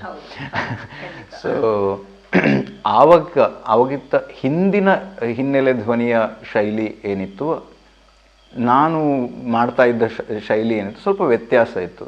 ಅದು ಯಾಕೆ ನೀನು ಹಾಗೆ ಮಾಡ್ತೀಯಾ ಅನ್ನೋ ಥರ. ಯಾಕಂದರೆ ಅವ್ರಿಗೆ ಅದು ಒಗ್ಗಿ ಹೋಗಿತ್ತು, ಆ ಶೈಲಿ ಇದಾಗಿ ಹೋಗಿತ್ತು. ಸೊ ಇದು ಆ ಒಂದು ಬದಲಾವಣೆ ಬಂದಾಗನೂ ಕೂಡ ಫ್ರಿಕ್ಷನ್ ಅಂತ ಏನು ಹೇಳ್ತೀವಿ, ಆ ಒಂದು ಥರದ ತಿಕ್ಕಾಟಗಳು, ಅವ್ರಿಗೊಂಥರ ಅದನ್ನು ಆ್ಯಕ್ಸೆಪ್ಟ್ ಮಾಡೋದಕ್ಕೆ ಸಾಧ್ಯ ಆಗದೆ ಇರೋದು. ಸೊ ಅದೆಲ್ಲ ಸ್ವಲ್ಪ ಕಮೆಂಟ್ ಮಾಡೋದು, ಯಾಕೆ ಹೀಗೆ, ಅದನ್ನು ಹಾಗೆ ಹೇಳ್ಬೋದಲ್ಲ ಹೀಗೆ ಅಂತ ಹೇಳ್ಕೊಂಡು. ಬಟ್ ಮುಖ್ಯವಾಗಿ ಅದು ಅಂದರೆ ಒಂದು ರೀತಿ ಇನ್ನಷ್ಟು ನನಗೆ ನನ್ನನ್ನು ಚಾಲೆಂಜ್ ಮಾಡೋದಕ್ಕೊಂದು ಪ್ರೇರಣೆ ಅಂತ ನಾನು ತಿಳ್ಕೊಂಡೆ. ಸೊ ಪ್ರಯತ್ನ ಮಾಡೋದಕ್ಕೇನು, ನನ್ನ ಪುಣ್ಯಕ್ಕೆ ನಾನು ಬೇರೆನೂ ಕೂಡ ಮಾಡ್ತಾ ಇದ್ದೆ, ಇದನ್ನು ಕೂಡ. ಸೊ ಹಾಗಾಗಿ ನಾನು ಯಾರು ವಾಯ್ಸ್ ಓವರ್ ಮಾಡಬೇಕು ಅಂತ ಇರೋರಿಗೂ ಕೂಡ ಅದನ್ನೇ ಹೇಳ್ತಾ ಇದ್ದೆ, ಇದನ್ನೇ ಫುಲ್ ಟೈಮ್ ಮಾಡಬೇಕು ಅಂತಂದರೆ ಫಸ್ಟ್ ಬಿ ಶೋರ್ ಇದು ನಿಮಗೆ ಒಂದಿಷ್ಟು ಕೊಡುತ್ತೆ ಅನ್ನೋದನ್ನು ನೀವು ಆ ನಂಬಿಕೆಯನ್ನು ಪಡ್ಕೊಂಡ ಮೇಲೆ ಮಾತ್ರ ನೀವು ಬನ್ನಿ. ಅಲ್ಲಿ ತನಕ ಅದ್ರ ಜೊತೆಗೆ ಬೇರೆ ಏನಾದರೂ ಇದನ್ನು ಕೂಡ ಫೋಕಸಲ್ಲಿ ಇಟ್ಕೊಳ್ಳಿ ಅಂತ. ಹಾಗೆ ಬಹುಶಃ ನಿಮ್ಮ ಲೈಫಲ್ಲಿ ರಿಜೆಕ್ಷನ್ಸ್ ಇತ್ತು ಈ ವಾಯ್ಸ್? ಹೌದು ಇತ್ತು, ಖಂಡಿತ ಇತ್ತು. ಅದೇ ಎಷ್ಟೋ ಜನರಿಗೆ ಬಹುಶಃ ಈ ವಿಚಾರವು ಪ್ರೇರಣೆ ಆಗಬಹುದು. ಯಾಕಂದ್ರೆ ಪ್ರಯತ್ನ ಮಾಡ್ತಾ ಇರ್ತಾರೆ, ರಿಜೆಕ್ಷನ್ ಆದ ತಕ್ಷಣ ಯಾಕಪ್ಪ ಸಾಕು ಇದು ಬೇಡ, ನಮ್ಗೆ ಇದು ಸೂಟ್ ಆಗಲ್ವೇನೋ, ಬೇರೆ ನೋಡೋಣ ಅನ್ನುವಂಥದ್ದು ಇರುತ್ತೆ. ಅಲ್ಲ, ನಮ್ಮ ಇಷ್ಟ ಅಥವಾ ನಮ್ಮ ತಾಕತ್ತಿನ ಮೇಲೆ ನಮಗೆ ಅದೇ ಆ ಕಾನ್ಫಿಡೆನ್ಸ್ ಇರಬೇಕು. ಓವರ್ ಕಾನ್ಫಿಡೆನ್ಸ್ ಅಲ್ಲ, ಬಟ್ ಕಾನ್ಫಿಡೆನ್ಸ್ ಇರಬೇಕು. ಹೌದು, ಖಂಡಿತವಾಗ್ಲೂ. ಹಾಗೆ ಆ ಒಂದು ಹೆಜ್ಜೆ ಮುಂದೆ ಹಿಂದೆ ಅದು ಹೇಗೆ ಅಂತ ನಮ್ಗೆ ಗೊತ್ತಿರ್ಬೇಕು. ಹೌದು. 20 ವರ್ಷದ ಹಿಂದೆ ಪ್ರಾರಂಭಿಸಿದಂತಹ ಜರ್ನಿ ಸರ್ ಈಗ ಪ್ರೆಸೆಂಟ್ ಎಲ್ಲಿಗೆ ಬಂದಿರ್ತಿದೆ? ಈಗ ನೋಡಿ ಮತ್ತೆ ಬಡಿಕಲ್ದಲ್ಲೇ ಇದೆ. ಇದನ್ನ ಬಿಟ್ಟು life is almost come to a full circle that way. ಅಂದರೆ ಇದೆಲ್ಲ ನಡೀತಾ ಇರುತ್ತೆ. ಬಟ್ ಒಂದಿಷ್ಟು ಅವಕಾಶಗಳು ಒಂದಿಷ್ಟು ಖುಷಿ ಕೊಟ್ಟಿದೆ. ಮತ್ತು ಇಷ್ಟು ಅವಕಾಶಗಳು ಅಥವಾ ಇಷ್ಟು ಅನುಭವ, ಈಗ ಅವಕಾಶದ ಜೊತೆಗೆ ಅನುಭವ. ಆವಾಗ ಬರೀ ಕುತೂಹಲ ಮತ್ತು ಒಂದು ಪ್ಯಾಷನ್, ಇಂಟ್ರೆಸ್ಟ್ ಅದು ಮಾತ್ರ ಇತ್ತು. ಇವಾಗ ಕುತೂಹಲ, ಪ್ಯಾಷನ್, ಇಂಟ್ರೆಸ್ಟ್, ಅವಕಾಶ ಜೊತೆಗೆ ಅನುಭವ ಒಂದಿಷ್ಟು ದಿನದ್ದು. ಅದು ಇನ್ನೊಂದಿಷ್ಟನ್ನು ಪ್ರಯತ್ನ ಮಾಡೋದಕ್ಕೆ ಒಂದು ಪ್ರೇರಣೆ ಅಂತ ಹೇಳ್ಬೋದು. ಮೇ ಬಿ ಈ ಅನುಭವ ನಮಗೆ ಏನು ಮಾಡಬಹುದು ಅನ್ನೋದ್ರಷ್ಟೇ ಏನು ಮಾಡಬಾರ್ದು ಅನ್ನೋದನ್ನು ಕೂಡ ಕಲಿಸಿದೆ ಅಂತ ಹೇಳ್ಬೋದು. ಇನ್ನು ಎಲ್ಲ ಮಾತಾಡಿದ್ವಿ, ನಾವು ಹುಟ್ಟಿ ಬೆಳೆದಂತಹ ಊರಿನ ಬಗ್ಗೆ ಮಾತಾಡಿಲ್ಲ ಅಂದರೆ ಹೇಗೆ? ನಮ್ಮ ಕರಾವಳಿ ಸಂಸ್ಕೃತಿ, ಇಲ್ಲಿನ ಆಚರಣೆ, ವಿಚಾರಣೆ, ಇದ್ರ ಬಗ್ಗೆ ಏನು ಹೇಳ್ತೀರಾ ಸರ್?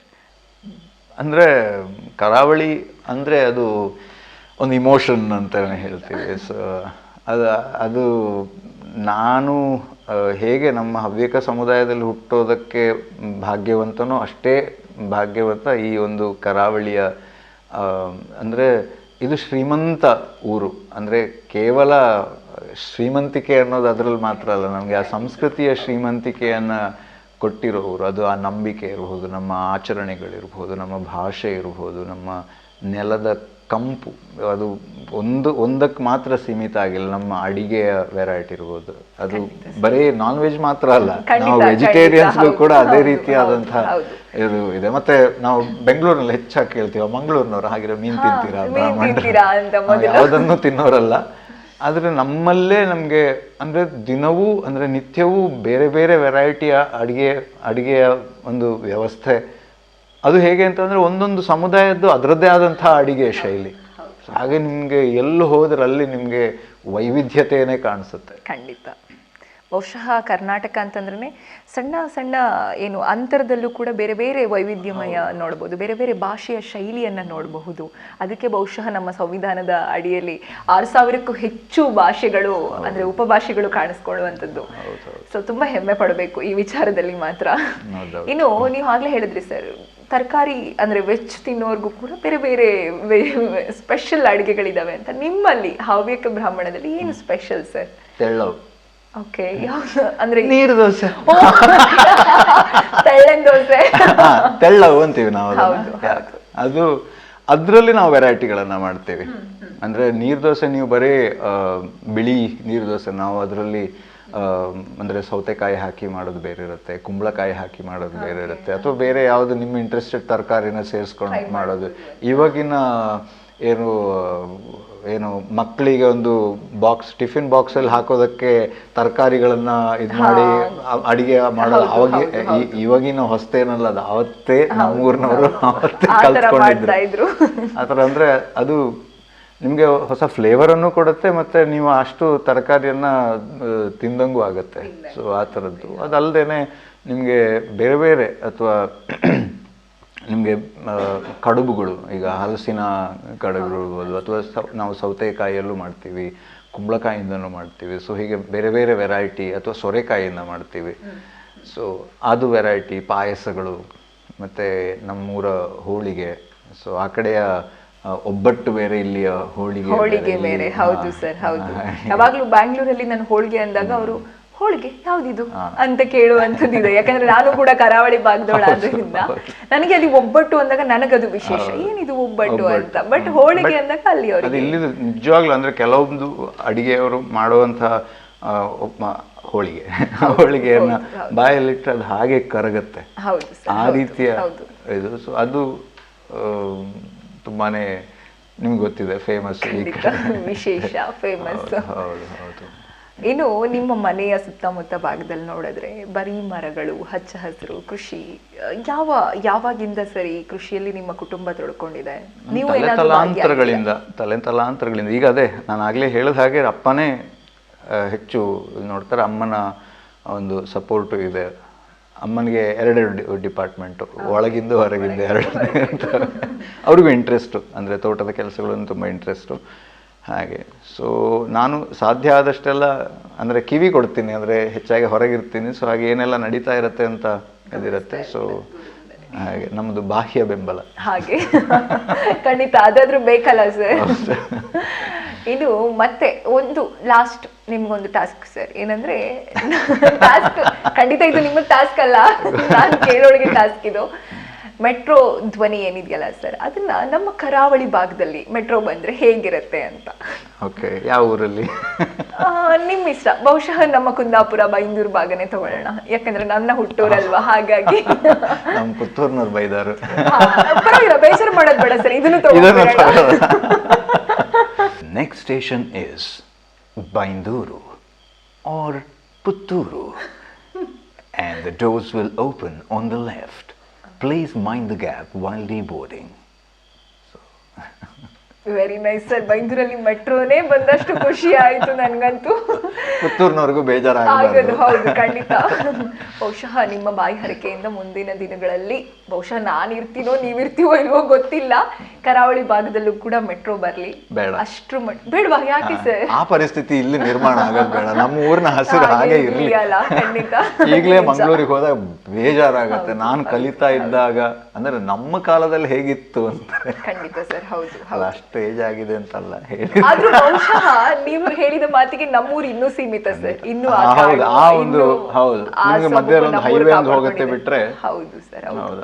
ಆ ಪರಿಸ್ಥಿತಿ ಬರದೇ ಇರ್ಲಿ ಅಂತ ನಾನು ದೇವರ ಹತ್ರ ಬೇಕು, ಖಂಡಿತವಾಗ್ಲೂ ಸರ್. ಬಟ್ ಆಫ್ ಕೋರ್ಸ್ ಒಂದ್ ವೇಳೆ ಆತರ ಬೆಳೆದ್ರೆ ಆ ರೀತಿಯ ಒಂದು ವ್ಯವಸ್ಥೆ ಬೇಕಾಗತ್ತೆ. ನಾನು ಒಂದು ಇನ್ನೊಂದು ರೂಪದಲ್ಲಿ ಅದನ್ನ ನೋಡಿದೆ ಅಷ್ಟು. ಅದು ನಿಜ, ನನಗೂ ಈಗ ಅನ್ನಿಸ್ತಿದೆ ಬೇಕು ನಮ್ಗೆ ನಮ್ಮ ಹಸಿರು ಅಂತ. ಯಾಕಂದ್ರೆ ಬೆಂಗಳೂರವ್ರು ಬರ್ಬೇಕಲ್ಲ ಸರ್, ಅದಕ್ಕೆ ಬರೀ ಹಸಿರು ಮಾರ್ಗ ಮಾಡಿದ್ರೆ ಸಾಕಾಗಲ್ಲ. ಖಂಡಿತ ಸರ್, ಹಸಿರು ಬೇಕು. ಅಟ್ಲೀಸ್ಟ್ ಬೆಂಗಳೂರವ್ರು ಬಂದಾಗ ಹಸಿರು ಹೀಗಿದೆಯಾ ಅಂತ ನೋಡೋದಕ್ಕಾದ್ರೂ ಹಸಿರು ಬೇಕು. ಎಸ್, ತುಂಬಾ ಚಂದ ಇತ್ತು ಸರ್ ನಿಮ್ಮ ಜೊತೆಗಿನ ಮಾತುಕತೆ.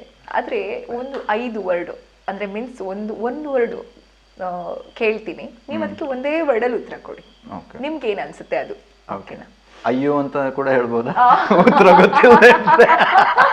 ಖಂಡಿತ ಆತರ ಆಗ್ಲಿಲ್ಲ, ಯಾಕಂದ್ರೆ ಕನ್ನಡದ ಶಬ್ದಕೋಶ ನಿಮ್ಮಲ್ಲಿದೆ, ನಾನು ಅದನ್ನ ಅಲ್ಲ, ಗಮನಿಸಿದೆ. ಏನ್ ಹೇಳೋದಂತ ಗೊತ್ತಾಗ್ತಿದ್ರೆ ಅಯ್ಯೋ ಅಂತ ಹೇಳ್ಬೇಕಷ್ಟೇ. ಹಾಗ ಖಂಡಿತ. ಸೊ ಪ್ರಾರಂಭಿಸೋಣ ಸರ್. Yes. ಬಿಗ್ ಬಾಸ್ ಅಂತಾನೆ ಫಸ್ಟ್ ತಗೊಂತೀನಿ. ಬಿಗ್ ಬಾಸ್, ಅಯ್ಯೋ ಅನ್ಬೇಡಿ. ಒಂದು ವರ್ಡಲ್ಲಿ ಹೇಳಬೇಕು ಅಂದ್ರೆ ಕೆಲವೊಂದಕ್ಕೆಲ್ಲ ಕಷ್ಟ, ಬಟ್ ಲೈಫ್ ಲೈಫ್. ಅಥವಾ ಮಿರರ್ ಟು ಲೈಫ್, ಅದೇ ಒಂದು ವರ್ಡಲ್ಲಿ ಹೇಳಕ್ಕಾಗಲ್ಲ ಕೆಲವು. ಹೌದು ಹೌದು ಹೌದು. ಇನ್ನು ನಿಮ್ಮ ಕುಟುಂಬ, ಲೈಫ್, ಲವ್, ಎಲ್ಲ. ಓಕೆ. ಇನ್ನು ಧ್ವನಿ, ಅದೇನೆ. ಅದು ನೀವು ಒಂದು ವರ್ಡಲ್ಲಿ ಹೇಳಿದ್ರಲ್ಲ, ಎಲ್ಲದಕ್ಕೂ ಒಂದೇ ವರ್ಡ್. ಓಕೆ, ಒಂದು ವಾಕ್ಯದಲ್ಲಿ ಉತ್ತರ ತಗೊಳ್ಳೋಣ. ಅಲ್ಲ, ಎಲ್ಲದಕ್ಕೂ ಅದೇ ವರ್ಡ್.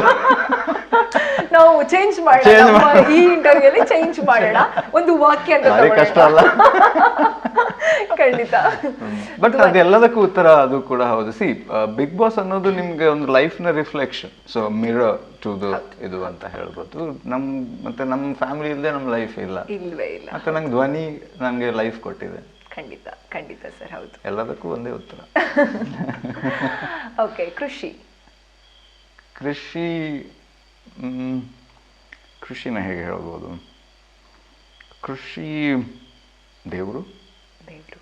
ಓಕೆ. ಪ್ರಕೃತಿ, ಹೌದು ಕೃಷಿ. ಹೌದು. ಮುಂದಿನ ಪೀಳಿಗೆಗೆ ಹೇಳ್ತೀರಾ ಸರ್, ಮಾಡಿ ಕೃಷಿಯನ್ನ ಆಗುತ್ತೆ ಅನ್ನೋ ಒಂದು ಹೋಪ್ ಕೊಡ್ತೀರಾ ನೀವು? ಯಾಕಂದ್ರೆ ನಿಮ್ಮ ಸುತ್ತಮುತ್ತಲು ಇರುವಂತಹ ಕೃಷಿ ನೋಡಿದ್ಮೇಲೆ ಈ ಪ್ರಶ್ನೆ ಕೇಳಬೇಕು ನನಗೆ ಅಂತ ಅನ್ನಿಸ್ತು. ಅನಿವಾರ್ಯ. ಕೃಷಿ ಅನ್ನೋದು ಅದೇ ದೇವರು ಅನ್ನೋದಕ್ಕಿಂತ ಅನಿವಾರ್ಯ ಅನ್ನೋದು ಕೂಡ ಅಷ್ಟೇ ಇಂಪಾರ್ಟೆಂಟ್ ಆಗುತ್ತೆ. ಅದನ್ನ ರಿಯಲೈಸ್ ನಾವು ಮಾಡ್ಕೋಬೇಕಾಗಿದೆ ಅಷ್ಟೇ. ಖಂಡಿತ. ಇನ್ನು ಕರಾವಳಿ ಭಾಗ, ಲಾಸ್ಟ್ ಸರ್, ಇದು ಕರಾವಳಿ. ಕಲರ್ಫುಲ್, ವರ್ಣಮಯ. ಖಂಡಿತ. ತುಂಬ ಖುಷಿ ಆಯಿತು ನಿಮ್ಮ ಜರ್ನಿಯ ಬಗ್ಗೆ ನಮ್ಮ ಜೊತೆ ನಮ್ಮ ವಿಶೇಷ ಕಾರ್ಯಕ್ರಮದಲ್ಲಿ ನೀವು ಹಂಚ್ಕೊಂಡಿರುವಂಥದ್ದು. ಆ್ಯಂಡ್ ತುಂಬ ಇಂಟ್ರೆಸ್ಟಿಂಗ್ ಆಗಿತ್ತು ಸರ್ ನಿಮ್ಮ ಜರ್ನಿ. ಯಾಕಂದರೆ ಅಲ್ಲೂ ಕೂಡ ರಿಜೆಕ್ಷನ್ ಇದೆ, ಅಲ್ಲೂ ಕೂಡ ಸೋಲಿದೆ, ಅಲ್ಲೂ ಕೂಡ ಗೆಲುವಿದೆ, ಅಲ್ಲೂ ಕೂಡ ಪ್ರೇರಣೆ ಇದೆ ಅನ್ನುವಂಥದ್ದು ಬಹುಶಃ ಎಷ್ಟೋ ಜನರಿಗೆ ಈ ಕಾರ್ಯಕ್ರಮದ ಮೂಲಕ ಇದು ಒಂದು ಎಕ್ಸಾಂಪಲ್ ಅಥವಾ ಒಂದು ಪ್ರೇರಣೆ ಆಗಬಹುದು ಅಂತ ನಾನು ಅನ್ಕೋತೀನಿ. ಯಾಕಂದರೆ ಎಷ್ಟೋ ಜನ ಬೆಳೆದಾಗಿದೆ ಅಂತ ಅಂದಾಗ ಇವ್ರಿಗೇನು ಇರಲ್ಲ, ಓ ಬೆಳೆದಿದ್ದಾರಪ್ಪ ಇವ್ರಿಗೇನು ಅನ್ನುವಂಥದ್ದು ಒಂದಿರುತ್ತೆ. ಬಟ್ ನೀವು ಅದಲ್ಲ, ಇದು ಅನ್ನುವಂಥದ್ದು ನನ್ನ ಜೊತೆ ಇವತ್ತು ಶೇರ್ ಮಾಡಿದಾಗ ನನಗೆ ಅನ್ನಿಸ್ತು. ಆ್ಯಂಡ್ ನಿಮ್ಮ ಮುಂದಿನ ಎಲ್ಲ ಪ್ರಾಜೆಕ್ಟ್ಗೆ, ಮುಂದಿನ ಎಲ್ಲ ಜರ್ನಿಗೆ ಆಲ್ ದಿ ಬೆಸ್ಟ್. ಎಲ್ಲ ಒಳ್ಳೇದಾಗಲಿ. ದೇವರು ನಡೆದಂತಹ ದಾರಿ, ತೋರಿಸಿದಂತಹ ದಾರಿಲಿ ನೀವು ನಡೀತಾ ಇರಿ. Thank you sir. Thank you. And I am also very happy. And Saptashwa ತಂಡಕ್ಕೆ, ನಿಮಗೆ ಎಲ್ಲರಿಗೂ ಕೂಡ ಒಳ್ಳೆಯದಾಗಲಿ, ಇನ್ನಷ್ಟು ಬೆಳೀಲಿ. ಖಂಡಿತ sir. Thank you so much. Yes. ಇದಿಷ್ಟು ಪ್ರದೀಪ್ ಬಡಕಿಲ ಅಥವಾ ಬಡಕಿಲ ಪ್ರದೀಪ್ ಅವರ ಜರ್ನಿ. ಬಿಗ್ ಬಾಸ್ ಇಂದ ನಮ್ಮ ಮೆಟ್ರೋ ಇಂದ ಹಿಡಿದು ಎಲ್ಲ ಜರ್ನಿಯ ಕುರಿತಾಗೂ ಆಲ್ಮೋಸ್ಟ್ ಕವರ್ ಮಾಡುವಂತಹ ಸಣ್ಣ ಪ್ರಯತ್ನ ಮಾಡಿದ್ದೀನಿ ಅಂತ ಅಂದ್ಕೋತೀನಿ. ಇನ್ನಷ್ಟು ಅವರ ಲೈಫ್ಗೆ ಒಳ್ಳೇದಾಗಲಿ ಅಂತ ಹೇಳ್ತೀನಿ. ಹಾಗೆಯೇ ಇನ್ನಷ್ಟು ಹೊಸ ಹೊಸ ವ್ಯಕ್ತಿಗಳ ಜರ್ನಿಯನ್ನು ನಿಮ್ಮ ಮುಂದೆ ಇಡುವಂತಹ ಪ್ರಯತ್ನ ನಾನು ಮಾಡ್ತೀನಿ. ನೋಡ್ತಾ ಇರಿ ಸಪ್ತಾಶ್ವ ಟಿವಿ.